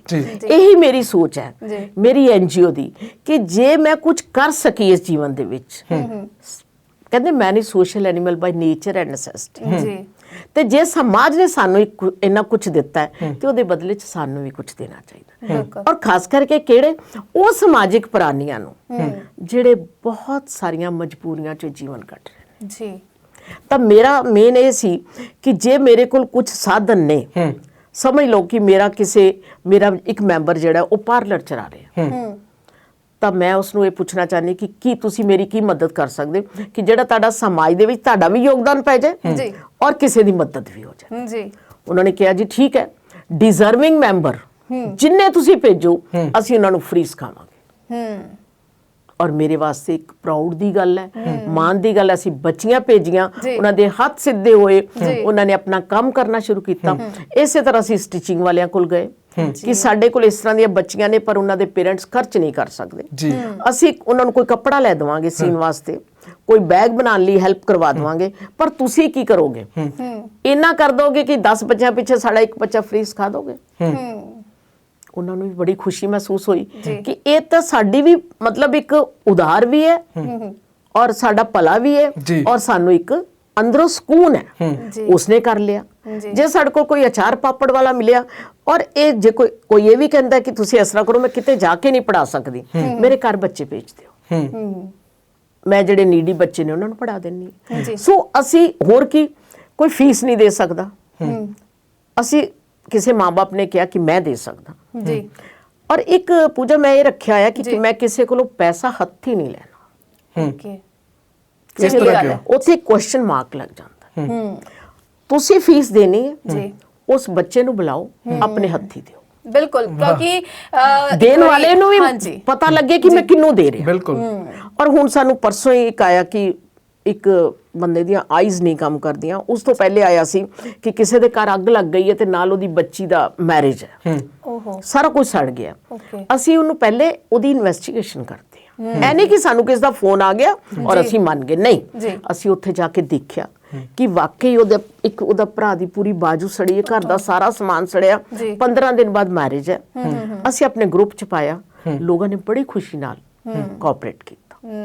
ਅਸੀਂ ਉਹਦੇ ਘਰ ਜਾ ਕੇ ਜੀ, ਹੁਣ ਲੇਟੈਸਟ ਫੇਰ ਆਇਆ, ਹੁਣ ਅਸੀਂ ਕੁੱਕੜ ਪਿੰਡ ਕੋਈ ਲੜਕੀ ਹੈ, ਉਹ 3 ਭੈਣਾਂ ਨੇ, ਉਹ ਨਹੀਂ ਪਾਲ ਸਕਦਾ ਸੀ, ਇੱਕ ਉਹਨਾਂ ਕਿਸੇ ਨੂੰ ਦੇ ਦਿੱਤੀ, 2 ਉਹਨਾਂ ਕੋਲ ਹੈ। ਵੱਡੀ ਦੀ ਮੈਰਿਜ ਹੈ, ਮਤਲਬ ਕੰਮ ਛੋਟੇ ਹੈ ਪਰ ਜਿਹਦੀ ਬੱਚੀ ਵਿਆਹੀ ਜਾਣੀ ਹੈ ਉਹਦੇ ਲਈ ਤਾਂ ਬਹੁਤ ਵੱਡੀ ਗੱਲ ਹੈ। ਠੀਕ ਹੈ, ਤੁਸੀਂ 1-1 ਰੁਪਇਆ ਪਾਇਆ ਪਰ ਉਹਦੇ ਕੋਲ 100 ਰੁਪਇਆ ਹੋ ਗਿਆ। ਬਿਲਕੁਲ, ਤੁਹਾਨੂੰ 1 ਰੁਪਇਆ ਪਾਣਾ ਫਰਕ ਨਹੀਂ। ਉਹ ਕਹਿੰਦੇ ਚਿੜੀ ਚੋਚ ਭਰ ਲੈ ਗਈ, ਨਦੀ ਨਾ ਘਟਿਓ ਨੀਰ। ਤਾਂ ਸੋ ਹੈ ਵੀ ਅਸੀਂ ਤੇ ਸਿਰਫ ਇਹ ਸੋਚ ਲੈ ਕੇ ਚੱਲੇ ਆ ਵੀ ਜਿੱਥੇ ਵੀ ਤੁਹਾਨੂੰ ਕੋਈ ਡਿਜ਼ਰਵਿੰਗ ਮਿਲੇ, ਨਾਲ ਮੇਰਾ ਇੱਕ ਵਰਡ ਹੁੰਦਾ ਹੈ ਨੀਡੀ ਐਂਡ ਡਿਜ਼ਰਵਿੰਗ। ਇਹ ਨਹੀਂ ਕਿ ਸਵੇਰੇ ਉਹ ਜਿਹੜੀਆਂ ਮੰਗਦੀਆਂ ਹੁੰਦੀਆਂ ਰਸਤੇ ਦੇ ਵਿੱਚ ਗੇਟ ਖੜਕਾ ਕੇ ਤੁਹਾਡੀ ਗੱਡੀ ਦਾ ਤੁਹਾਡਾ ਸ਼ੀਸ਼ਾ, ਮੈਂ ਉਹਨਾਂ ਨੂੰ ਕਦੀ ਨਹੀਂ ਦਿੱਤਾ। ਜੀ ਮੈਮ, ਕਦੀ ਇਸ ਤਰ੍ਹਾਂ ਵੀ ਹੋਇਆ ਕਿ ਤੁਹਾਨੂੰ ਕੋਈ ਫੋਨ ਆਇਆ ਕਿ ਸਾਡੇ ਘਰ ਇਸ ਚੀਜ਼ ਦੀ ਲੋੜ ਹੈ ਤੇ ਉਹ ਅੱਗੇ ਝੂਠ ਬੋਲਦਾ ਹੋਵੇ? ਜੀ, ਇਸ ਤਰ੍ਹਾਂ ਦਾ ਇੱਕ ਆਇਆ ਕਿ ਸਾਡੇ ਇੱਕ ਬੱਚਾ ਜਿਹੜਾ ਹੈ ਉਹ ਨੋਨ ਹੈ, ਉਹ ਦਸਵੰਧ ਕੱਢਦੇ ਆ ਜੀ ਪੂਰਾ ਪਰਿਵਾਰ। ਅੱਛਾ ਜੀ। ਔਰ ਉਹ ਅਕਸਰ ਜਦੋਂ ਕਹਿੰਦੇ ਆ ਟਾਈਮ ਪੈਂਦਾ ਥੋੜੀ ਦੇਰ ਬਾਅਦ ਤੇ ਉਹ ਮੈਨੂੰ ਕਹਿੰਦੇ ਕਿ ਮੈਮ ਤੁਸੀਂ ਕੁਝ ਕੰਮ ਕਰਨਾ ਹੈ ਤੇ ਉਸਨੇ ਬੇਟੇ ਨੂੰ ਫੋਨ ਕੀਤਾ ਕਿ ਇਸ ਤਰ੍ਹਾਂ ਇੱਕ ਹਸਪੀਟਲ ਦਾਖਲ ਹੋਇਆ ਤੇ 40,000 ਉਹਨੂੰ ਲੋੜ ਹੈ ਦੇਣ ਜਾਣੇ। ਅੱਛਾ, ਓਕੇ। ਤਾਂ ਉਹ ਜਦੋਂ ਦੇਖਿਆ ਤੇ ਮੈਂ ਬੇਟੇ ਨੂੰ ਕਿਹਾ ਕਿ ਮੈਨੂੰ ਸਮਥਿੰਗ ਰੋਂਗ ਲੱਗਦੀ ਹੈ। ਅੱਛਾ, ਇੱਕ ਇੰਟੂਇਸ਼ਨਸ ਜਿੱਦਾਂ ਵਾਈਫ ਆ ਜਾਂਦੀ ਨਹੀਂ, ਉਹਦਾ ਦੇਖੋ ਜੋ ਬਿਮਾਰ ਹੈ ਉਹਦਾ ਚਿਹਰਾ ਹੋਰ ਹੁੰਦਾ ਹੈ, ਜਿਹਨੂੰ ਪ੍ਰੋਬਲਮ ਹੈ ਉਹਦਾ ਚਿਹਰਾ ਹੋਰ ਹੁੰਦਾ ਹੈ, ਜਿਹੜਾ ਝੂਠਾ ਉਹਦਾ ਚਿਹਰਾ ਹੋਰ ਹੁੰਦਾ ਹੈ। ਉਹ ਕਹਿੰਦਾ ਕਿਸ ਤਰ੍ਹਾਂ? ਮੈਂ ਕਿਹਾ ਤੂੰ ਇਹਦੀ ਪੱਟੀ ਖਲਵਾ ਕੇ ਦੇਖ। ਅੱਛਾ। ਉਹ ਕਹਿੰਦਾ ਇਹ ਕਿੱਦਾਂ ਹੋ ਸਕਦਾ? ਮੈਂ ਕਿਹਾ ਹੋ ਸਕਦਾ ਹੈ ਜੀ।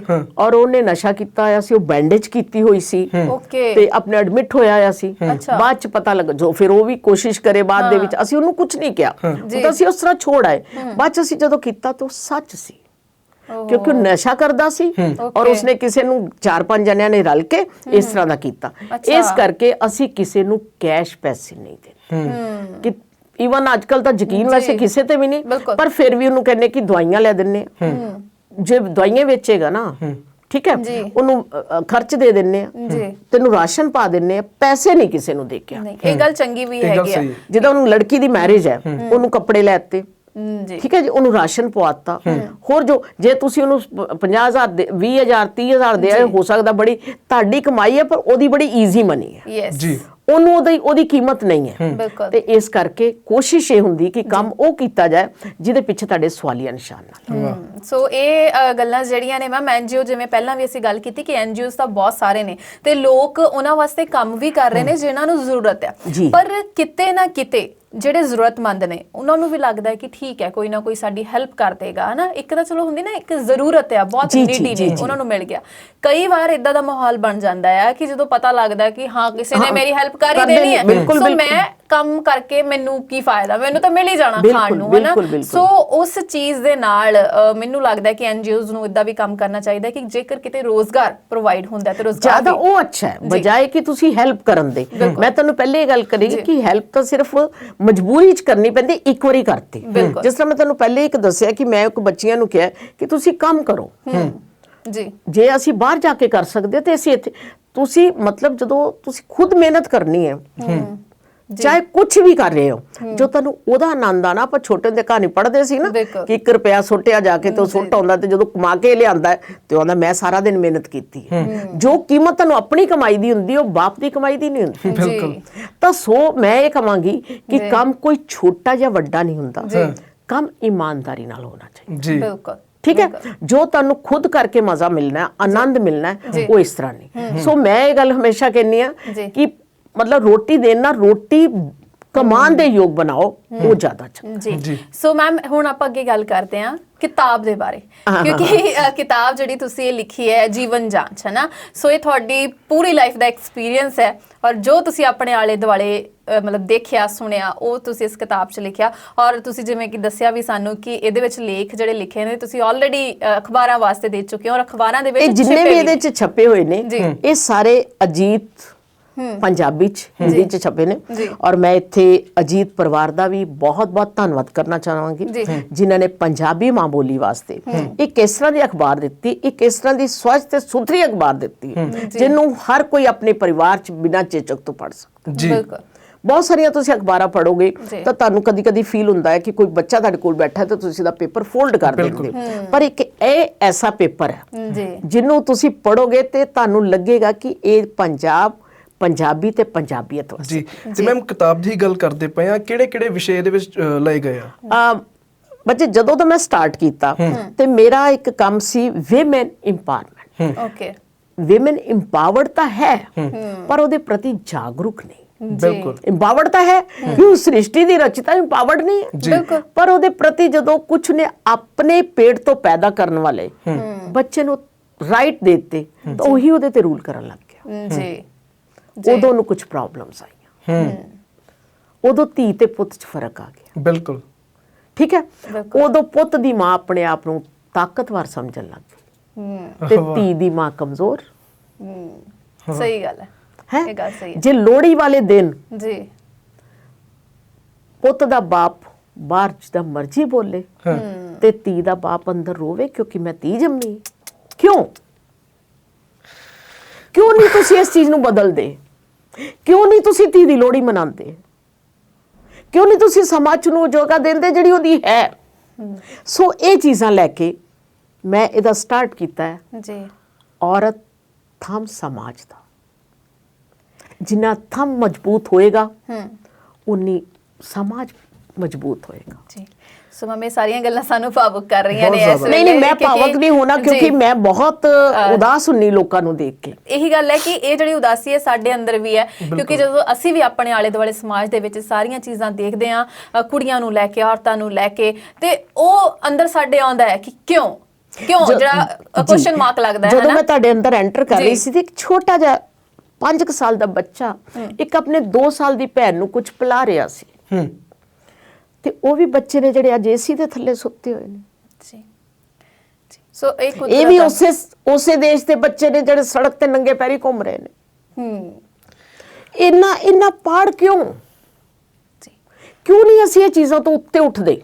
ਕਿਉਂਕਿ ਅਮੀਰ ਹਰ ਅਮੀਰ ਬਣਨਾ ਚਾਹੁੰਦਾ। ਹਮੇਸ਼ਾ ਸਮਾਜ, ਅਸੀਂ ਜਦੋਂ ਇਤਿਹਾਸ ਪੜ੍ਹੀਏ ਵਿਚਲਾ ਹਮੇਸ਼ਾ ਮੱਧਮ ਕੁਚਲਿਆ ਗਿਆ ਤੇ ਛੋਟੇ ਨੂੰ ਉੱਠਣ ਹੀ ਨਹੀਂ ਦਿੱਤਾ। ਗਰੀਬ ਉਹਨੂੰ ਉੱਠਣ ਹੀ ਨਹੀਂ ਦਿੱਤਾ ਤਾਂ ਕਿ ਕਿਸੇ ਵੇਲੇ ਤੂੰ ਉਸਦੇ ਅਗੇਂਸਟ ਬੋਲੇਗਾ ਤੇ ਤੂੰ ਤਾਕਤ ਚ ਆ ਜਾਏਗਾ। ਬਿਲਕੁਲ।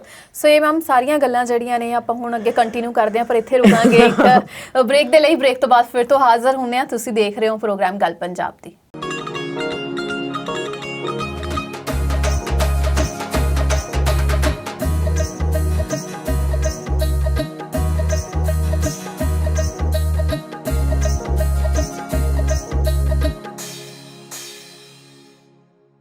ਬ੍ਰੇਕ ਤੋਂ ਬਾਅਦ ਇੱਕ ਵਾਰ ਫਿਰ ਤੋਂ ਸਵਾਗਤ ਹੈ ਜੀ ਪ੍ਰੋਗਰਾਮ ਗੱਲ ਪੰਜਾਬ ਦੇ ਵਿੱਚ। ਤੇ ਅੱਜ ਗੱਲਾਂ ਬਾਤਾਂ ਦਾ ਸਿਲਸਿਲਾ ਜਿਹੜਾ ਨਾ ਮੈਮ ਉਹ ਇੰਨਾ ਇੱਕ ਤਾਂ ਭਾਵੁਕ ਕਰਨ ਵਾਲਾ ਹੈ ਤੇ ਬਹੁਤ ਕੁਝ ਜਿਹੜਾ ਅੱਖਾਂ ਖੋਲਣ ਵਾਲਾ ਵੀ ਹੈ ਕਿ ਜੋ ਸਾਡੇ ਆਲੇ ਦੁਆਲੇ ਹੋ ਰਿਹਾ ਹੈ ਉਹ ਸਾਨੂੰ ਕਈ ਵਾਰ ਨਹੀਂ ਪਤਾ ਲੱਗਦਾ, ਪਰ ਜੋ ਜਿਵੇਂ ਕਿ ਤੁਸੀਂ ਦੱਸ ਰਹੇ ਹੋ ਉਹ ਚੀਜ਼ਾਂ ਸੋਚ ਵੀ ਨਹੀਂ ਸਕਦੇ ਅਸੀਂ। ਸੋ ਮੈਮ ਹੁਣ ਅਸੀਂ ਇੱਕ ਹੋਰ ਚੀਜ਼ ਜਾਣਨਾ ਚਾਹਾਂਗੇ। ਪਿੱਛੇ ਜੇ ਕੋਵਿਡ ਕਰਕੇ ਲੋਕਡਾਊਨ ਰਿਹਾ ਆ, ਸੋ ਉਸ ਲੋਕਡਾਊਨ ਦੇ ਵਿੱਚ ਬਹੁਤ ਸਾਰੇ ਲੋਕ ਇਦਾਂ ਦੇ ਸੀ ਜਿਨ੍ਹਾਂ ਨੂੰ ਜ਼ਰੂਰਤ ਸੀ ਤੇ ਲੋਕਾਂ ਨੇ ਸ਼ਾਇਦ ਆਪਣੇ ਹੱਥ ਵੀ ਅੱਡੇ ਹੋਣਗੇ, ਹੈ ਨਾ? ਸੋ ਉਸ ਦੇ ਵਿੱਚ ਤੁਸੀਂ ਕੋਈ ਕੰਮ ਕੀਤਾ ਐਨਜੀਓ ਦੇ ਵੱਲੋਂ? ਹਾਂ ਪੂਜਾ, ਇਸ ਤਰ੍ਹਾਂ ਸੀਗਾ ਵੀ ਤੁਹਾਨੂੰ ਵੀ ਪਤਾ ਕਿ ਉਹ ਕ੍ਰਾਈਸਿਸ ਅਜੇ ਵੀ ਚੱਲ ਰਿਹਾ ਹੈ ਤੇ ਉਸ ਵੇਲੇ ਤੇ ਇੱਕ ਸਾਡੇ ਵਾਸਤੇ ਇੱਕ ਅਸੀਂ ਕਦੀ ਇਹ ਚੀਜ਼ ਦੇਖੀ ਨਹੀਂ ਸੀ ਤੇ ਬਹੁਤ ਮੁਸ਼ਕਿਲ ਸੀ। ਉਹਦੇ ਵਿੱਚ ਮੈਂ ਇਹ ਮਹਿਸੂਸ ਕੀਤਾ ਕਿ ਲੋਕਾਂ ਨੂੰ ਉਹ ਚੀਜ਼ ਨਾ ਦਿੱਤੀ ਜਾਏ ਜਿਹਦੇ ਵਿੱਚ ਜਿਸ ਤਰ੍ਹਾਂ ਬਣਾਇਆ ਹੋਇਆ ਖਾਣਾ ਕਈ ਵਾਰੀ ਬਹੁਤ ਜਗ੍ਹਾ ਤੇ ਦਿੱਤਾ ਜਾ ਰਿਹਾ ਸੀ ਲੋਕਾਂ ਦਾ, ਉਹ ਖਰਾਬ ਹੁੰਦਾ। ਮੈਂ ਉਹ ਚੀਜ਼ਾਂ ਦੇਖੀਆਂ ਕਿ ਜਿਹੜੀਆਂ ਲੋਕਾਂ ਨੂੰ ਜ਼ਰੂਰਤ ਹੈ। ਇੱਕ ਤਾਂ ਮੇਰਾ ਧਿਆਨ ਗਿਆ ਸੈਨੇਟਰੀ ਪੈਡਸ ਵੱਲ ਜੀ ਕਿ ਕਈ ਬੱਚੀਆਂ ਘਰ ਨੇ ਜੀ, ਕਈਆਂ ਨੂੰ ਜ਼ਰੂਰਤ ਹੈ ਪਰ ਉਹ ਕਿੱਥੋਂ ਲੈਣਗੇ। ਅਸੀਂ ਬਹੁਤ ਥੋਕ ਦੇ ਵਿੱਚ ਇੱਕ ਤਾਂ ਅਸੀਂ ਉਹ ਵੰਡੇ ਓਕੇ, ਪਰ ਲੋਕਾਂ ਨੇ ਸਾਡੀ ਇਸ ਚੀਜ਼ ਨੂੰ ਬਹੁਤ ਐਪਰੀਸ਼ੀਏਟ ਵੀ ਕੀਤਾ। ਦੂਸਰਾ ਅਸੀਂ ਸੈਨੀਟਾਈਜ਼ਰ ਦੇ ਨਾਲ ਸੋਪ ਜ਼ਿਆਦਾ ਦਿੱਤਾ ਓਕੇ, ਕਿ ਲੋਕ ਜਿਹੜਾ ਆਪ ਵੀ ਹੱਥ ਧੋਣ, ਦੂਜਾ ਜਿਹੜਾ ਘਰ ਆਵੇ ਉਹਨੂੰ ਧੋਏ। ਔਰ ਜਿਹੜੀਆਂ ਵੀ ਅਸੀਂ ਰਾਸ਼ਨ ਦਿੱਤਾ ਉਹ ਸੁੱਕਾ ਰਾਸ਼ਨ ਦਿੱਤਾ ਤਾਂ ਕਿ ਲੋਕ ਜਿਹੜਾ ਕੁਝ ਦਿਨ ਰੱਖ ਸਕਣ। ਇਹ ਤਾਂ ਸੀ ਸਾਡਾ ਇੱਕ ਸਾਦਾ ਜਿਹਾ ਉਪਰਾਲਾ। ਇਸ ਦੇ ਨਾਲ ਅਸੀਂ ਇੱਕ ਹੋਰ ਸੋਚਿਆ ਕਿਉਂਕਿ ਸਾਨੂੰ ਬਹੁਤ ਸਾਰੇ ਲੋਕਾਂ ਨੇ ਕਿਹਾ ਕਿ ਮੈਮ ਕੰਮ ਬੰਦ ਹੋ ਗਏ, ਪਰ ਸਾਡਾ ਜਿਸ ਤਰ੍ਹਾਂ ਸਾਡੀ ਰੂਟੀਨ ਸੀ ਅਸੀਂ ਮਿਲਦੇ ਸੀ, ਹੁਣ ਕੀ ਕਰੀਏ? ਜੀ ਉਹਦੇ ਲਈ ਸਾਨੂੰ ਇੱਕ ਸਮੱਸਿਆ ਆਈ, ਪਰ ਅਸੀਂ ਆਪਸ ਪਰਿਵਾਰ ਜਿਹੜਾ ਅਸੀਂ ਹਮੇਸ਼ਾ ਕਾਉਂਸਲਿੰਗ ਕਰਦੇ ਆ ਕਿ ਕੀ ਕੀਤਾ ਜਾਏ। ਅਸੀਂ ਕਿਹਾ ਕਿ ਕਿਸ ਤਰ੍ਹਾਂ ਦਾ ਗਰੁੱਪ ਬਣਾਇਆ ਜਾਏ ਜਿੱਥੇ ਅਸੀਂ ਸਾਰੇ ਆਪਣੇ ਆਪਣੇ ਵਿਚਾਰ ਸ਼ੇਅਰ ਕਰ ਸਕੀਏ।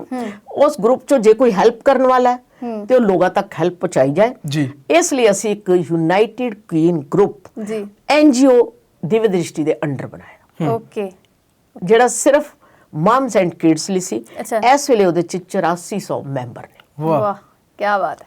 ਔਰ ਉਹਦੇ ਚ ਅਸੀਂ ਉਹ ਚੀਜ਼ਾਂ ਕੀਤੀਆਂ ਕਿ ਜਿਹਦੇ ਨਾਲ ਬੱਚਿਆਂ ਦਾ ਰੋਜ਼ਗਾਰ ਵੱਧ ਸਕੇ, ਜਿਹਦੇ ਨਾਲ ਬੱਚੇ ਥੋੜਾ ਐਂਟਰਟੇਨ ਹੋ ਸਕਣ ਕਿਉਂਕਿ ਇਸ ਤਣਾਅ ਦੇ ਵਿੱਚ ਤੁਹਾਨੂੰ ਪਤਾ ਹੈ ਕਿ ਇੱਕ ਸੰਡੇ ਦੀ ਛੁੱਟੀ ਆਂਦੀ ਸੀ ਨਾ ਤੇ ਮਾਂ-ਬਾਪ ਨੂੰ ਪ੍ਰੋਬਲਮ ਆਂਦੀ ਸੀ ਬੱਚੇ ਕਿੱਦਾਂ ਸੰਭਾਲਣੇ। ਜੀ ਇਹ ਗੱਲ ਤਾਂ ਖਾਸ ਕਰਕੇ ਜਦ ਜੂਨ ਦੀਆਂ ਛੁੱਟੀਆਂ ਆਉਂਦੀਆਂ ਸੀ ਉਦੋਂ ਬੜੀ ਪ੍ਰੋਬਲਮ ਆਂਦੀ ਸੀ ਛੁੱਟੀਆਂ ਕਿੱਦਾਂ। ਪਰ ਜਦੋਂ ਸਾਰਾ ਦਿਨ ਬੱਚੇ ਘਰ, ਆਦਮੀ ਘਰ, ਮਾਂ ਘਰ, ਤਾਂ ਉਸ ਵੇਲੇ ਜੇ ਥੋੜਾ ਜਿਹਾ ਟਾਈਮ ਕਿਸੇ ਨੂੰ ਆਪਣੀ ਰਿਲੈਕਸੇਸ਼ਨ ਵਾਸਤੇ ਮਿਲ ਜਾਏ ਤਾਂ ਉਹਦੇ ਲਈ એનર્ਜੀ ਜਿਹੜੀ ਹੈ ਉਹ ਰੀਗੇਨ ਹੋ ਜਾਂਦੀ ਹੈ। ਉਸ ਨੂੰ ਲੈ ਕੇ ਅਸੀਂ ਇਹਦੇ ਵਿੱਚ ਛੋਟੇ ਛੋਟੇ ਡੇਲੀ ਪ੍ਰੋਗਰਾਮ ਰੱਖੇ ਜਿਸ ਤਰ੍ਹਾਂ ਯੋਗਾ ਹੈ, ਮੈਡੀਟੇਸ਼ਨ ਹੈ, ਜਿਸ ਦੇ ਕੋਲ ਜਿਹੜਾ ਹੁਨਰ ਹੈ ਉਹ ਦੂਸਰਿਆਂ ਤੱਕ ਪਹੁੰਚਾਏ। ਕਿਸੇ ਨੇ ਅਚਾਰ ਬਣਾਉਣਾ ਸਿਖਾਇਆ, ਕਿਸੇ ਨੇ ਕੇਕ ਬਣਾਉਣਾ ਸਿਖਾਇਆ। ਹੁਣ ਜਿਹੜੀਆਂ ਬੇਕਰੀਜ਼ ਬੰਦ ਹੋ ਗਈਆਂ ਔਰ ਉਹਨਾਂ ਲੋਕਾਂ ਨੂੰ ਰੋਜ਼ਗਾਰ ਮਿਲ ਗਿਆ ਔਰ ਹੁਣ ਉਹਨਾਂ ਨੇ ਪ੍ਰੋਫੈਸ਼ਨ ਬਣਾ ਲਿਆ। ਅੱਛਾ ਜੀ, ਬਹੁਤ ਸਾਰੇ ਲੋਕਾਂ ਨੇ ਪ੍ਰੋਫੈਸ਼ਨ ਬਣਾ ਲਿਆ। ਅੱਛਾ, ਆਈਸਕ੍ਰੀਮ ਘਰ ਬਣਾਉਣੀ ਸ਼ੁਰੂ ਕੀਤੀ ਤਾਂ ਹੁਣ ਉਹ ਸਾਨੂੰ ਕਈ ਵਾਰੀ ਫ੍ਰੀ ਵੀ ਭੇਜ ਦਿੰਦੇ। ਵਾਹ ਕੀ ਬਾਤ, ਟੇਸਟ ਕਰ ਲਓ ਤੁਸੀਂ। ਇਹ ਤਾਂ ਬਹੁਤ ਚੰਗੀ ਗੱਲ ਹੈ ਮੈਮ। ਤੇ ਮੈਨੂੰ ਲੱਗਦਾ ਕਿ ਉਹਦੇ ਵਿੱਚੋਂ ਕਈ ਲੋਕ ਇਦਾਂ ਦੇ ਹੋਣਗੇ ਜਿਨ੍ਹਾਂ ਨੂੰ ਮਤਲਬ ਆਪਣੀ ਲਾਈਫ ਵਾਸਤੇ ਇੱਕ ਰੋਜ਼ਗਾਰ ਮਿਲ ਗਿਆ ਤੇ ਜਿਹੜੇ ਹੁਣ ਕਿਤੇ ਨਾ ਕਿਤੇ ਸੈਟਲ ਹੋ ਗਏ ਹੋਣਗੇ, ਹੈ ਨਾ? ਇੱਕ ਰੋਜ਼ਗਾਰ ਮਿਲ ਗਿਆ, ਇੱਕ ਉਹਨਾਂ ਨੂੰ ਸੈਟੀਸਫੈਕਸ਼ਨ ਮਿਲੀ ਕਿ ਸਾਡੀ ਇੱਕ ਪਹਿਚਾਨ ਬਣ ਗਈ ਸਮਾਜ ਦੇ ਵਿੱਚ। ਬਿਲਕੁਲ, ਇਸ ਗਰੁੱਪ ਦੇ ਥਰੂ ਉਹਨਾਂ ਨੂੰ ਇੱਕ ਪਹਿਚਾਨ ਮਿਲ ਗਈ ਕਿ ਜੇ ਇਹ ਅਬਰੋਲ ਮੈਮ ਨੇ ਗਰੁੱਪ ਚਲਾਇਆ ਤੇ ਕੋਈ ਸੋਚ ਕੇ ਚਲਾਇਆ ਹੋਏਗਾ। ਜੀ ਬਿਲਕੁਲ ਮੈਮ, ਗਰੁੱਪ ਦੀ ਗੱਲ ਕਰੀਏ, ਤੁਸੀਂ ਦੱਸਿਆ ਕਿ 8400 ਮੈਂਬਰ, ਇੱਕ ਛੋਟੀ ਗੱਲ ਨਹੀਂ ਇੰਨਾ ਪਰਿਵਾਰ ਇਕੱਠਾ ਕਰਨਾ। ਕਿੰਨੇ ਸਮੇਂ ਦੇ ਵਿੱਚ ਪਰਿਵਾਰ ਇਕੱਠਾ ਹੋਇਆ? ਇਹ ਅਸੀਂ ਜੀ 27 ਅਪ੍ਰੈਲ ਨੂੰ ਸ਼ੁਰੂ ਕੀਤਾ ਸੀ ਜੀ ਤੇ ਹੁਣ ਅਸੀਂ ਉਹਦੀ ਇੱਕ ਐਨਵਰਸਰੀ ਮਨਾਉਣ ਵਾਲੇ ਹਾਂ। ਅੱਛਾ, ਮਤਲਬ 1 ਸਾਲ ਹੋ ਗਿਆ ਜੀ ਲਗਭਗ, ਕਿਉਂਕਿ ਕੋਵਿਡ ਜਿਹੜਾ ਐਂਡ ਮਾਰਚ ਚ ਮੇਨ ਸਾਡੇ ਚ ਆਇਆ ਸੀ ਤਾਂ ਫਿਰ ਉਸ ਨੂੰ ਥੋੜਾ ਟਾਈਮ ਲੱਗ ਗਿਆ। ਲੋਕਾਂ ਨੇ ਸੋਚਿਆ ਸ਼ਾਇਦ ਚਲੇ ਜਾਏਗਾ ਪਰ ਨਹੀਂ ਗਿਆ। ਤਾਂ ਫਿਰ ਜਦੋਂ ਸਟਾਰਟ ਕੀਤਾ ਉਹਦੇ ਅਸੀਂ ਸਾਰਾ ਕੁਝ ਇਸ ਤਰ੍ਹਾਂ ਮੈਂ ਤੁਹਾਨੂੰ ਪਹਿਲੇ ਦੱਸਿਆ ਨਾ ਕਿ ਟਾਈਮ ਟੂ ਟਾਈਮ ਲੋਕਾਂ ਨੂੰ ਹੈਲਪਲਾਈਨਸ ਬਾਰੇ ਗਾਈਡਲਾਈਨਸ ਦਿੱਤੀਆਂ, ਡੋਮੈਸਟਿਕ ਵਾਇਲੈਂਸ ਬਾਰੇ ਦੱਸਿਆ ਕਿ ਜੇ ਪ੍ਰੋਬਲਮ ਆਂਦੀ ਹੈ ਤੇ ਇਸ ਤਰ੍ਹਾਂ ਕਰੋ। ਕਿਉਂਕਿ ਜਦੋਂ ਘਰ 'ਚ ਬੈਠ ਗਏ ਤੇ ਵਿਹਲੇ ਬੰਦੇ ਜਿਹੜੇ ਆ ਬਾਰ-ਬਾਰ ਮੰਗੀ ਜਾ ਰਹੇ, ਪੈਸੇ ਨਹੀਂ ਹੈ ਘਰ, ਤਾਂ ਕਈ ਵਾਰੀ ਹੱਥ ਚੁੱਕਣ ਲੱਗ ਜਾਂਦੇ। ਤਾਂ ਜਦੋਂ ਉਹਨੂੰ ਇਹ ਡਰ ਹੋਏਗਾ ਕਿ ਸ਼ਾਇਦ ਇਹ ਮੇਰੇ ਅਗੇਂਸਟ ਕੋਈ ਕਹਿ ਸਕਦੀ ਤੇ ਹੋ ਸਕਦਾ ਘਰ ਦਾ ਮਾਹੌਲ ਸ਼ਾਂਤ ਹੋ ਜਾਏ। ਕੀ ਬਾਤ ਹੈ। ਸੋ ਮੈਮ ਹੁਣ ਐਨਜੀਓ ਤੋਂ ਥੋੜਾ ਜਿਹਾ ਹਟ ਕੇ ਗੱਲ ਕਰਦੇ ਹਾਂ, ਕਿਤਾਬ ਵੱਲ ਆਉਂਦੇ ਹਾਂ ਵਾਪਸ। ਇਹ ਕਿਤਾਬ ਮੈਮ ਕਦੋਂ ਲਿਖੀ ਤੇ ਕੀ ਮਨ ਦੇ ਵਿੱਚ ਆਇਆ ਫਿਰ? ਹਾਂ ਮੈਮ, ਬਹੁਤ ਕੋਈ ਸਮਾਜ ਨੇ ਦਿੱਤਾ ਜੀ ਤੇ ਇੱਕ ਲੇਖਿਕਾ ਵੀ ਸਮਾਜ ਨੇ ਬਣਾਇਆ ਜੀ ਜੀ। ਮੈਂ ਤੁਹਾਨੂੰ ਜਿਸ ਤਰ੍ਹਾਂ ਪਹਿਲੇ ਦੱਸਿਆ ਹੈ ਕਿ ਆਲੇ ਦੁਆਲੇ ਤੋਂ ਬਹੁਤ ਕੁਝ ਸਿੱਖਿਆ, ਮਹਿਲਾ ਥਾਣੇ ਤੋਂ ਬਹੁਤ ਕੁਝ ਸਿੱਖਿਆ ਤੇ ਉੱਥੋਂ ਦੀਆਂ ਦੇਖ ਕੇ ਪ੍ਰੋਬਲਮਸ ਕਿ ਕੀ ਸਮੱਸਿਆਵਾਂ ਆਉਂਦੀਆਂ ਨੇ। ਜੀ ਫਿਰ ਕਹਿੰਦੇ ਇੱਕ ਪੰਜਾਬੀ ਦੇ ਵਿੱਚ ਘਰ ਕੱਚੇ ਸੀ ਤੇ ਰਿਸ਼ਤੇ ਪੱਕੇ ਸੀ। ਬਿਲਕੁਲ ਸਹੀ ਹੁਣ ਗੱਲ ਘਰ ਹੈ, ਪੱਕੇ ਹੋ ਗਏ ਤੇ ਰਿਸ਼ਤੇ ਕੱਚੇ ਕੱਚੇ ਹੋ ਹੋ ਗਏ। ਗਏ ਜੀ ਇਸ ਨੂੰ ਵੀ ਲੱਗਾ ਕਿ ਪੰਜਾਬੀ ਮਾਂ ਬੋਲੀ ਬਾਰੇ ਵੀ ਕੁਝ ਲਿਖਿਆ ਜਾਏ। ਆਪਾਂ ਜਦੋਂ ਕੋਲੋਂ ਲੰਘ ਜਾਂਦੇ ਆ ਜਲੰਧਰ ਚ ਤਾਂ ਕਿਸੇ ਨਹੀਂ ਪਹਿਚਾਨਦੇ, ਪਰ ਜੇ ਉਹੀ ਸਾਨੂੰ ਸਟੇਸ਼ਨ ਤੇ ਮਿਲ ਜਾਏ ਤੇ ਕੋਲ ਜਾ ਕੇ ਕਹਿੰਦੇ ਤੂੰ ਜਲੰਧਰ ਤੋਂ ਨਾ, ਬਿਲਕੁਲ ਕਿਉਂਕਿ ਅਸੀਂ ਪੰਜਾਬੀ ਆ। ਜੀ ਉਹ ਨਹੀਂ ਵੀ ਸੁਣਨਾ ਚਾਹੁੰਦਾ, ਫੱਦ ਵੀ ਅਸੀਂ ਦੱਸਣਾ ਚਾਹੁੰਦੇ ਹਾਂ ਅਸੀਂ ਪੰਜਾਬੀ ਆ। ਜੀ ਉਹ ਆਪਣੀ ਪਹਿਚਾਨ ਹੈ। ਬਿਲਕੁਲ ਫਿਰ ਉਸ ਕਰਕੇ ਪੰਜਾਬੀ ਮਾਂ ਬੋਲੀ ਤੇ, ਰਿਸ਼ਤਿਆਂ ਤੇ, ਜੀ ਦੋਸਤੀ ਤੇ, ਅਧਿਆਪਕ ਦਾ ਕੀ ਰੋਲ ਹੈ, ਸੰਸਕਾਰ ਕੀ ਨੇ, ਜੀ ਕਿ ਔਰਤ ਹੋਣਾ ਇੱਕ ਜ਼ੁਰਮ ਹੈ, ਜੀ ਇਸ ਤਰ੍ਹਾਂ ਦੇ ਕੁਝ ਟੌਪਿਕਸ ਜਿਹੜੇ ਸੀ ਉਹ ਮਨ ਨੂੰ ਲਿਖਣ ਵਾਸਤੇ। ਜੀ ਤੇ ਮੈਮ ਪੰਜਾਬੀ ਬੋਲੀ ਤੇ ਜਿਵੇਂ ਤੁਸੀਂ ਲਿਖਿਆ ਔਰ ਪੰਜਾਬੀ ਬੋਲੀ ਦੇ ਵਿੱਚ ਲਿਖਿਆ ਇਸ ਕਿਤਾਬ ਨੂੰ, ਤੇ ਮਤਲਬ ਮੈਂ ਹੁਣ ਇਹ ਪੁੱਛਣਾ ਚਾਹੂੰਗੀ ਕਿ ਪੰਜਾਬੀ ਜਿਹੜੀ ਹੈ ਉਹ ਤੁਸੀਂ ਕਿੱਥੇ ਤੱਕ ਪੜ੍ਹੀ ਹੋਈ ਹੈ? ਕਿਉਂਕਿ ਕਿਤਾਬ ਲਿਖਣ ਲਈ ਮੋਸਟਲੀ ਲੋਕਾਂ ਦਾ ਹੁੰਦਾ ਹੈ ਨਾ ਕਿ ਖਿਆਲ ਆਉਂਦਾ ਮਨ 'ਚ ਕਿ ਨਹੀਂ ਮੈਂ PhD ਕਰਨੀ ਆ ਜਾਂ ਫਿਰ ਮੈਂ ਪੰਜਾਬੀ 'ਚ ਐਕਸਪਰਟ ਹੋਵਾਂ ਤਾਂ ਹੀ ਮੈਂ ਕਿਤਾਬ ਲਿਖ ਸਕਦਾ ਜਾਂ ਲਿਖ ਸਕਦੀ ਹਾਂ। ਤੇ ਤੁਸੀਂ, ਮੈਂ ਪੁੱਛਣਾ ਚਾਹੂੰਗੀ, ਮੈਂ ਤਾਂ ਤੁਹਾਨੂੰ ਇੱਥੇ ਇੱਕ ਜਿਹੜੇ ਮੇਰੇ ਦਰਸ਼ਕ ਸੁਣ ਰਹੇ ਹਨ ਇੱਕ ਮੈਸੇਜ ਦੇਣਾ ਹੋਣਾ ਚਾਹੂੰਗੀ। ਜੀ ਇੱਕ ਪੰਜਾਬੀ ਲਿਖ ਸਕਦਾ, ਗੱਲ ਹੀ ਖਤਮ ਹੋ ਗਈ। ਇੱਕ ਪੰਜਾਬੀ ਵਿੱਚ ਲਿਖ ਸਕਦਾ ਜੇ ਉਹ ਆਪਣੀ ਮਾਂ ਨਾਲ ਸਿੰਸੀਅਰ ਹੈ। ਜਦੋਂ ਅਸੀਂ ਆਪਣੀ ਮਾਂ ਛੱਡ ਕੇ ਗਵਾਂਢਣ ਨੂੰ ਮਾਂ ਬਣਾਉਂਦੇ ਆ, ਆਪਣੀ ਮਾਂ ਨੂੰ ਦੁੱਖ ਲੱਗਦਾ ਤੇ ਗਵਾਂਢਣ ਮਾਂ ਨਹੀਂ ਬਣਦੀ। ਬਿਲਕੁਲ ਬਿਲਕੁਲ। ਇਸੇ ਤਰ੍ਹਾਂ ਜੇ ਅਸੀਂ ਆਪਣੀ ਪੰਜਾਬੀ ਮਾਂ ਬੋਲੀ ਛੱਡ ਕੇ ਤੇ ਦੂਜੀਆਂ ਬੋਲੀਆਂ ਨੂੰ ਅਪਣਾਈਏ, ਉਹ ਸਾਨੂੰ ਪੂਰੀ ਆਣੀ ਨਹੀਂ। ਕਿਉਂਕਿ ਜੋ ਇਹਦੇ ਚ ਅਸੀਂ ਆਪਣਾ ਵਿਚਾਰ, ਆਪਣੇ ਜਜ਼ਬਾਤ, ਆਪਣੀ ਖਿਆਲ, ਆਪਣੇ ਸੋਚ ਜੀ ਵਿਅਕਤ ਕਰ ਸਕਦੇ ਕਿਸੇ ਹੋਰ ਲੈਂਗੁਏਜ। ਜੀ ਮੈਮ, ਕਿਤਾਬ ਦੀ ਆਪਾਂ ਗੱਲ ਕਰਦੇ ਪਏ ਆ ਤੇ ਤੁਹਾਨੂੰ ਕਿੰਨਾ ਸਮਾਂ ਲੱਗਾ ਇਹ ਪੂਰੀ ਕਿਤਾਬ ਲਿਖਣ ਲਈ? ਕਿਤਾਬ ਲਿਖਣ ਦਾ ਤਾਂ ਇਰਾਦਾ ਹੀ ਕੋਈ ਨਹੀਂ ਸੀ। ਅੱਛਾ। ਇਹ ਤਾਂ ਦੂਰ ਦੂਰ ਤੱਕ ਨਹੀਂ ਸੀ। ਇਹ ਤੇ ਮੈਂ ਲਿਖਣਾ ਸ਼ੁਰੂ ਕੀਤਾ, ਇੱਕ ਅਸੀਂ ਦਿਵਯ ਦ੍ਰਿਸ਼ਟੀ ਤੋਂ ਇੱਕ ਮੈਗਜ਼ੀਨ ਕੱਢਦੇ ਸੀ ਜੀ, NGO ਦੇ ਨਾਂ ਤੇ ਇੱਕ ਮੈਗਜ਼ੀਨ ਕੱਢਦੇ ਸੀ ਦਿਵਯ ਦ੍ਰਿਸ਼ਟੀ। ਜੀ ਉਹਦੇ ਚ ਮੈਂ ਐਡੀਟੋਰੀਅਲ ਲਿਖਦੀ ਸੀ, ਬੇਟੇ ਦੇ ਨਾਲ ਹੈਲਪ ਕਰਦੀ ਸੀ। ਉਹ ਕਿਸੇ ਨੇ ਪੜਿਆ ਤੇ ਸਾਨੂੰ ਕਿਹਾ ਕਿ ਸਾਡੀ ਅਖਬਾਰ ਵਾਸਤੇ ਵੀ ਭੇਜੋ। ਇਸੇ ਤਰ੍ਹਾਂ ਮੈਂ ਅਜੀਤ ਜੀ ਵੀ ਭੇਜ ਦਿੱਤਾ, ਪਹਿਲਾਂ ਛਪ ਗਿਆ। ਉਦੋਂ ਤਾਂ ਮੈਂ ਬਹੁਤ ਖੁਸ਼ ਕਿ ਅਖਬਾਰ 'ਚ ਮੇਰੀ ਫੋਟੋ, ਮੇਰਾ ਨਾਂ। ਜੀ। ਉਸ ਤੋਂ ਬਾਅਦ ਰੂਟੀਨ ਹੀ ਬਣ ਗਈ। ਕਈ ਵਾਰੀ ਇੱਕ ਮਹੀਨੇ 'ਚ 3 ਵੀ ਛਪ ਜਾਂਦੇ ਸੀ। ਅੱਛਾ ਜੀ। ਤੇ ਉਸ ਤੋਂ ਬਾਅਦ ਮੇਰੇ ਹਸਬੰਡ ਜਿਹੜੇ ਆ ਬੜੇ ਲਿਟਰੇਰੀ ਨੇ, ਬੜੇ ਅੱਛੇ ਆਰਟਿਸਟ ਨੇ। ਓਕੇ। ਤੇ ਉਹਨਾਂ ਦਾ ਵਾਹ ਰਿਹਾ ਸੀ, ਉਹ ਬਟਾਲੇ ਕਾਦੀਆਂ ਸਾਈਡ ਤੋਂ ਨੇ, ਸ਼ਿਵ ਕੁਮਾਰ ਬਟਾਲਵੀ ਨਾਲ ਤੇ ਅਨੂਪ ਜੀ ਕਦਿਆਨੀ ਨਾਲ, ਸ਼ਰਨ ਕਦਿਆਨੀ ਨਾਲ। ਉਹਨਾਂ ਦਾ ਰੁਝਾਨ ਸੀ ਇਸ ਚੀਜ਼ ਦੇ ਵਿੱਚ। ਉਹ ਚਾਹੁੰਦੇ ਸੀ ਮੈਂ ਕਿਤਾਬ ਛਪਵਾਣੀ, ਤੇ ਮੈਨੂੰ ਤਾਂ ਕੋਈ ਇੰਟਰਸਟ ਨਹੀਂ ਸੀ। ਮੈਂ ਤਾਂ ਲਿਖਦੀ ਸੀ, ਕਦੀ ਸਾਂਭਦੀ ਵੀ ਨਹੀਂ ਸੀ। ਉਹ ਮੇਰੇ ਮਗਰ ਪੈ ਗਏ। ਹੁਣ ਤੁਹਾਨੂੰ ਇੱਥੇ ਤੁਸੀਂ ਬਹੁਤ ਹੱਸੋਗੇ ਕਿ ਉਸ ਆਦਮੀ ਨੇ ਕਦੀ ਵੀ 1 ਰੁਪਿਆ ਕੋਈ ਜੇਬ 'ਚ ਨਹੀਂ ਰੱਖਿਆ।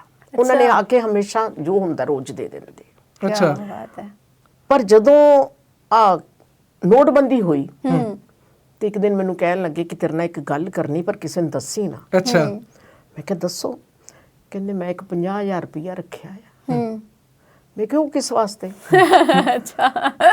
ਕਹਿੰਦੇ, ਮੈਂ ਕਿਹਾ ਮੇਰਾ ਜੀ ਕਰਦਾ ਮੈਂ ਅਖਬਾਰ 'ਚ ਦੇਣਾ ਵੀ ਲੋਕਾਂ ਦੀਆਂ ਜਨਾਨੀਆਂ ਕੋਲੋਂ ਮਿਲਦੇ ਆ, ਇੱਥੇ ਆਦਮੀ ਕੋਲ 50,000 ਰੁਪਇਆ। ਕਹਿੰਦੇ ਮੈਂ ਤੇਰੀ ਕਿਤਾਬ ਛਪਵਾਉਣ ਵਾਸਤੇ ਰੱਖਿਆ। ਅੱਛਾ। ਮੈਨੂੰ ਪਤਾ ਤੂੰ ਛਪਾਉਣ ਨਹੀਂ ਦੇਣੀ, ਕਿ ਬੜੇ ਪੈਸੇ ਲੱਗਣੇ ਆ, ਪਰ ਮੇਰੀ ਇੱਕ ਦਿਲ ਦੀ ਖਾਸ਼ ਹੈ ਕਿ ਮੈਂ ਤੇਰੀ ਕਿਤਾਬ ਛਪਵਾਉਣੀ। ਇਹ ਇਸ ਤਰ੍ਹਾਂ ਕਿਤਾਬ ਛਪੀ ਹੈ। ਕੀ ਬਾਤ। ਲੇਕਿਨ ਇੰਨੀ ਸੋਹਣੀ ਗੱਲ ਹੈ ਨਾ, ਇੰਨੇ ਜ਼ਿਆਦਾ ਸਪੋਰਟਿਵ ਔਰ ਖੁਦ ਮਤਲਬ ਕਹਿ ਕੇ, ਹੈ ਨਾ। ਤੇ ਮੈਮ ਇੱਕ ਵਾਰੀ ਅਸੀਂ ਨਾ ਦਰਸ਼ਕਾਂ ਨੂੰ ਕਿਤਾਬ ਜ਼ਰੂਰ ਦਿਖਾਉਣਾ ਚਾਹਾਂਗੇ ਪਲੀਜ਼। ਜਿਵੇਂ ਕਿ ਤੁਸੀਂ ਦੇਖ ਸਕਦੇ ਹੋ ਕਿ ਇਹ ਤੁਸੀਂ ਦੇਖੋਗੇ ਕਿ ਇਹ ਨੀਚੇ ਜਿਹੜੇ ਐ ਸਟੋਨਸ ਹੈ ਉਹਨਾਂ ਨੂੰ ਕਿਸ ਤਰ੍ਹਾਂ ਬੈਲੈਂਸ ਕੀਤਾ ਗਿਆ, ਕਿ ਜੀਵਨ ਦੇ ਵਿੱਚ ਜਿਹੜਾ ਸੰਤੁਲਨ ਹੈ ਉਹ ਕਿੰਨਾ ਜ਼ਰੂਰੀ ਹੈ। ਬਿਲਕੁਲ। ਲਾਈਫ ਨੂੰ ਬੈਲੈਂਸ ਕਰਨਾ ਕਿੰਨਾ ਜ਼ਰੂਰੀ ਹੈ। ਇਹਦੇ ਵਿੱਚ ਜਿਹੜੇ ਟੌਪਿਕਸ ਨੇ ਉਹ ਇਹਦੇ ਨਾਲ ਰਿਲੇਟਡ ਨੇ, ਕਿ ਲਿੰਗ ਭੇਦ ਕਿਉਂ, ਜੀ ਬੜੇ ਸਾਦੇ ਜੀ ਆਪਣੇ ਸ਼ਬਦਾਂ ਦੇ ਵਿੱਚ ਇਹਨੂੰ ਮੈਂ ਕੋਸ਼ਿਸ਼ ਕੀਤੀ ਹੈ ਕਿ ਆਪਣੇ ਦਰਸ਼ਕਾਂ ਤੱਕ ਪਹੁੰਚਾਵਾਂ। ਔਰ ਪਿੱਛੇ ਮੇਰੀ ਫੋਟੋ ਵੀ ਹੈ ਜੀ ਇਹਦੇ ਨਾਲ, ਪ੍ਰਵੀਨ ਅਬਰੋਲ ਦੇ ਨਾਂ ਤੇ ਇਹ ਮੈਂ ਸਮਰਪਿਤ ਆਪਣੇ ਹਸਬੰਡ ਨੂੰ ਹੀ ਕਰਾਂਗੀ ਕਿ ਜਿਨ੍ਹਾਂ ਨੇ ਕਰਕੇ ਮੈਨੂੰ ਇਸ ਯੋਗ ਬਣਾਇਆ। ਜੀ ਕੀ ਬਾਤ। ਮੈਮ ਤੁਸੀਂ ਇਹ ਪੱਥਰਾਂ ਦੀ ਗੱਲ ਕੀਤੀ ਕਿ ਪੱਥਰ ਵੀ ਉਸ ਹਿਸਾਬ ਨਾਲ ਲਾਏ ਗਏ ਨੇ ਕਿ ਜੀਵਨ ਨੂੰ ਪੂਰਾ ਸੰਤੁਲਨ ਕਿੱਦਾਂ ਬਣਾਉਣਾ, ਪਰ ਇਹ ਆਈਡੀਆ ਕਿਹਨੇ ਦਿੱਤਾ ਇਸ ਤਰ੍ਹਾਂ ਇਸ ਕਵਰ ਬਣਾਉਣਾ? ਇਹ ਮੇਰੇ ਪੁੱਤਰ ਨੇ ਦਿੱਤਾ ਜੀ। ਅੱਛਾ, ਮਤਲਬ ਸਾਰੇ ਆਪਣੀ ਆਪਣੀ ਹਾਂ, ਉਹਨਾਂ ਦੇ ਕਿਉਂਕਿ ਉਹ ਜ਼ਿਆਦਾ ਗੂਗਲ ਦੇਖਦਾ ਹੈ, ਜ਼ਿਆਦਾ ਉਹ ਚੀਜ਼ ਦੇਖਦਾ ਹੈ, ਤੇ ਉਸਨੇ ਇਹ ਦੇਖਿਆ। ਮੈਂ ਕਿਹਾ ਕਿ ਨਹੀਂ ਇਹ ਕੀ ਹੈ, ਉਹਨੇ ਫਿਰ ਮੈਨੂੰ ਸਮਝਾਇਆ ਕਿ ਲਾਈਫ ਨੂੰ ਹਰ ਪਹਿਲੂ 'ਚ ਜਦੋਂ ਤੁਸੀਂ ਮਾਂ ਬਣਦੇ ਹੋ ਜੀ, ਤੁਸੀਂ ਮਤਲਬ ਉਸ ਤੋਂ ਬਾਅਦ ਭੈਣ ਹੋ, ਮਾਂ ਹੋ, ਧੀ ਹੋ, ਦਾਦੀ ਹੋ, ਇਹ 'ਚ ਇੱਕ ਉਹ ਵੀ ਹੈ ਟੌਪਿਕ, ਦਾਦੀ ਦੀਆਂ ਵੀ ਨੇ ਕੁਝ ਜ਼ਿੰਮੇਵਾਰੀਆਂ। ਵਾਹ, ਕੀ ਬਾਤ।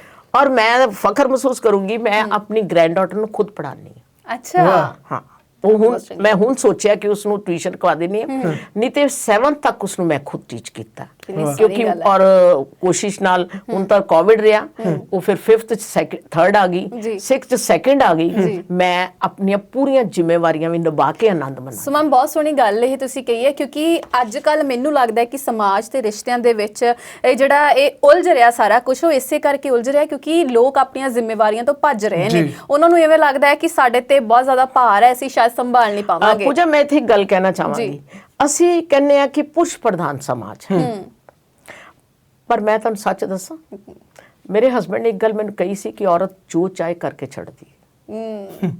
ਜੀ, ਸੱਚ ਕਿਹਾ ਸੀ। ਉਹ ਕਹਿੰਦੇ ਸੀ ਕਿ ਠੀਕ ਹੈ ਪੁਰਸ਼ ਪ੍ਰਧਾਨ ਸਮਾਜ ਹੈ, ਪਰ ਜਿਹੜੀ ਔਰਤ ਹੈ, ਫੀਮੇਲ ਹੈਡ, ਜੇ ਘਰ ਦੀ ਅਕਲਮੰਦ ਹੋਵੇ ਤਾਂ ਘਰ ਹਮੇਸ਼ਾ ਪ੍ਰੋਸਪਰਸ। ਬਿਲਕੁਲ, ਜੇ ਉਸ ਨੂੰ ਪਤਾ ਹੋਵੇ ਕਿ ਧੀ ਦੀ ਕਿਹੜੀ ਜਗ੍ਹਾ ਹੈ, ਨੂੰਹ ਦੀ ਕਿਹੜੀ ਜਗ੍ਹਾ ਹੈ। ਬਾਕੀ ਪੁੱਤਰ ਤੇ ਆਦਮੀ ਦੀ ਤਾਂ ਪਤਾ ਹੀ ਹੁੰਦਾ, ਮੇਨ ਚੱਕਰ ਹੁੰਦਾ ਜਿਹੜੀਆਂ ਨੂੰਹ ਨੂੰ ਪਿੱਛੇ ਕਰਕੇ ਧੀ ਨੂੰ ਅੱਗੇ, ਆਮ ਅਸੀਂ ਦੇਖਦੇ ਹਾਂ, ਤੇ ਜਿਹੜੀਆਂ ਉਹ ਬੈਲੈਂਸ ਕਰਨਾ ਜਾਣਦੀ ਹੈ ਤਾਂ ਉਹੀ ਘਰ ਪ੍ਰੋਸਪਰਸ ਹੁੰਦੇ। ਸੋ ਮੈਮ, ਬਹੁਤ ਵਧੀਆ ਲੱਗਿਆ ਤੁਹਾਨੂੰ ਅੱਜ ਗੱਲਬਾਤ ਕਰਕੇ, ਕਿਉਂਕਿ ਬਹੁਤ ਸਾਰੀਆਂ ਚੀਜ਼ਾਂ ਜਿਹੜੀਆਂ ਕਿ ਸਾਡੇ ਸਮਾਜ ਦੇ ਵਿੱਚ ਹੋ ਰਹੀਆਂ ਨੇ, ਪਰ ਉਹ ਲੋਕਾਂ ਨੂੰ ਸ਼ਾਇਦ ਪਤਾ ਨਹੀਂ ਹੁੰਦੀਆਂ, ਤੇ ਮੈਨੂੰ ਲੱਗਦਾ ਹੈ ਕਿ ਸਾਡੇ ਦਰਸ਼ਕ ਜਿੰਨੇ ਵੀ ਦੇਖ ਰਹੇ ਨੇ, ਉਹਨਾਂ ਨੂੰ ਗੱਲਾਂ ਬਾਤਾਂ ਸੁਣ ਕੇ ਚੰਗਾ ਵੀ ਲੱਗਿਆ ਹੋਵੇਗਾ, ਤੇ ਆਪਣੇ ਵਿੱਚ ਉਹ ਚੀਜ਼ਾਂ ਢਾਲਣ ਦੀ ਕੋਸ਼ਿਸ਼ ਕਰਨਗੇ। ਮੈਂ ਹਮੇਸ਼ਾ ਕਹਿੰਦੀ ਹੁੰਦੀ ਹਾਂ ਕਿ ਆਪਾਂ ਇਤਿਹਾਸ ਪੜਨ ਵਾਲੇ ਨਹੀਂ, ਇਤਿਹਾਸ ਰਚਣ ਵਾਲੇ ਬਣੀਏ। ਬਿਲਕੁਲ। ਵੈਸੇ ਪ੍ਰੋਗਰਾਮ ਖਤਮ ਕਰਨ ਨੂੰ ਦਿਲ ਨਹੀਂ ਕਰਦਾ, ਪਰ ਸਮਾਂ ਸਾਡੇ ਤੋਂ ਬਹੁਤ ਥੋੜਾ ਮੈਮ, ਸਾਨੂੰ ਪ੍ਰੋਗਰਾਮ ਖਤਮ ਕਰਨਾ ਪੈਂਦਾ। ਮੇਰਾ ਵੀ ਦਿਲ ਨਹੀਂ ਕਰਦਾ ਕਿ ਬੱਚੇ ਜਿਸ ਤਰ੍ਹਾਂ ਅਸੀਂ ਇਸ ਤਰ੍ਹਾਂ ਲੱਗ ਰਿਹਾ ਇੱਕ ਪਰਿਵਾਰ 'ਚ ਬੈਠੇ ਆ ਔਰ ਤੁਹਾਡੇ ਪੰਜਾਬੀ ਨੈਸ਼ਨਲ ਦੇ ਵਿੱਚ ਆਨੰਦ ਮਾਣ ਰਹੇ ਆ। ਅੱਜ ਬਹੁਤ ਬਹੁਤ ਧੰਨਵਾਦ, ਤੁਸੀਂ ਮੈਨੂੰ ਸਟੂਡੀਓ ਸੱਦਿਆ ਔਰ ਮੈਂ ਆਪਣੇ ਵਿਚਾਰ ਤੁਹਾਨੂੰ। ਥੈਂਕ ਯੂ ਜੀ। ਸੋ ਇਸੇ ਦੇ ਨਾਲ ਹੀ ਇਹ ਪ੍ਰੋਗਰਾਮ ਇੱਥੇ ਹੀ ਖਤਮ ਹੁੰਦਾ ਹੈ। ਅਗਲੇ ਐਪੀਸੋਡ ਦੇ ਵਿੱਚ ਇੱਕ ਵਾਰ ਫਿਰ ਤੋਂ ਮੁਲਾਕਾਤ ਹੋਵੇਗੀ ਤੁਹਾਡੇ ਸਭ ਦੇ ਨਾਲ, ਪਰ ਹੁਣ ਸਾਨੂੰ ਜਾਣਾ ਪੈਣਾ ਹੈ। ਸੋ ਤੁਸੀਂ ਸਾਡੇ ਪੰਜਾਬੀ ਨੈਸ਼ਨਲ ਟੀਵੀ ਦਾ YouTube ਚੈਨਲ ਤੇ Facebook ਪੇਜ ਵੀ ਲਾਈਕ ਕਰ ਦੇਣਾ ਹੈ। ਹੁਣ ਮੈਨੂੰ ਯਾਨੀ ਕਿ ਪੂਜਾ ਸੰਧੂ ਤੇ ਦਵਿੰਦਰ ਮੰਨ ਜੀ ਨੂੰ ਦਿਓ ਇਜਾਜ਼ਤ। ਸਤਿ ਸ੍ਰੀ ਅਕਾਲ। ਦੇਖਦੇ ਰਹੋ ਪੰਜਾਬੀ ਨੈਸ਼ਨਲ ਟੀਵੀ।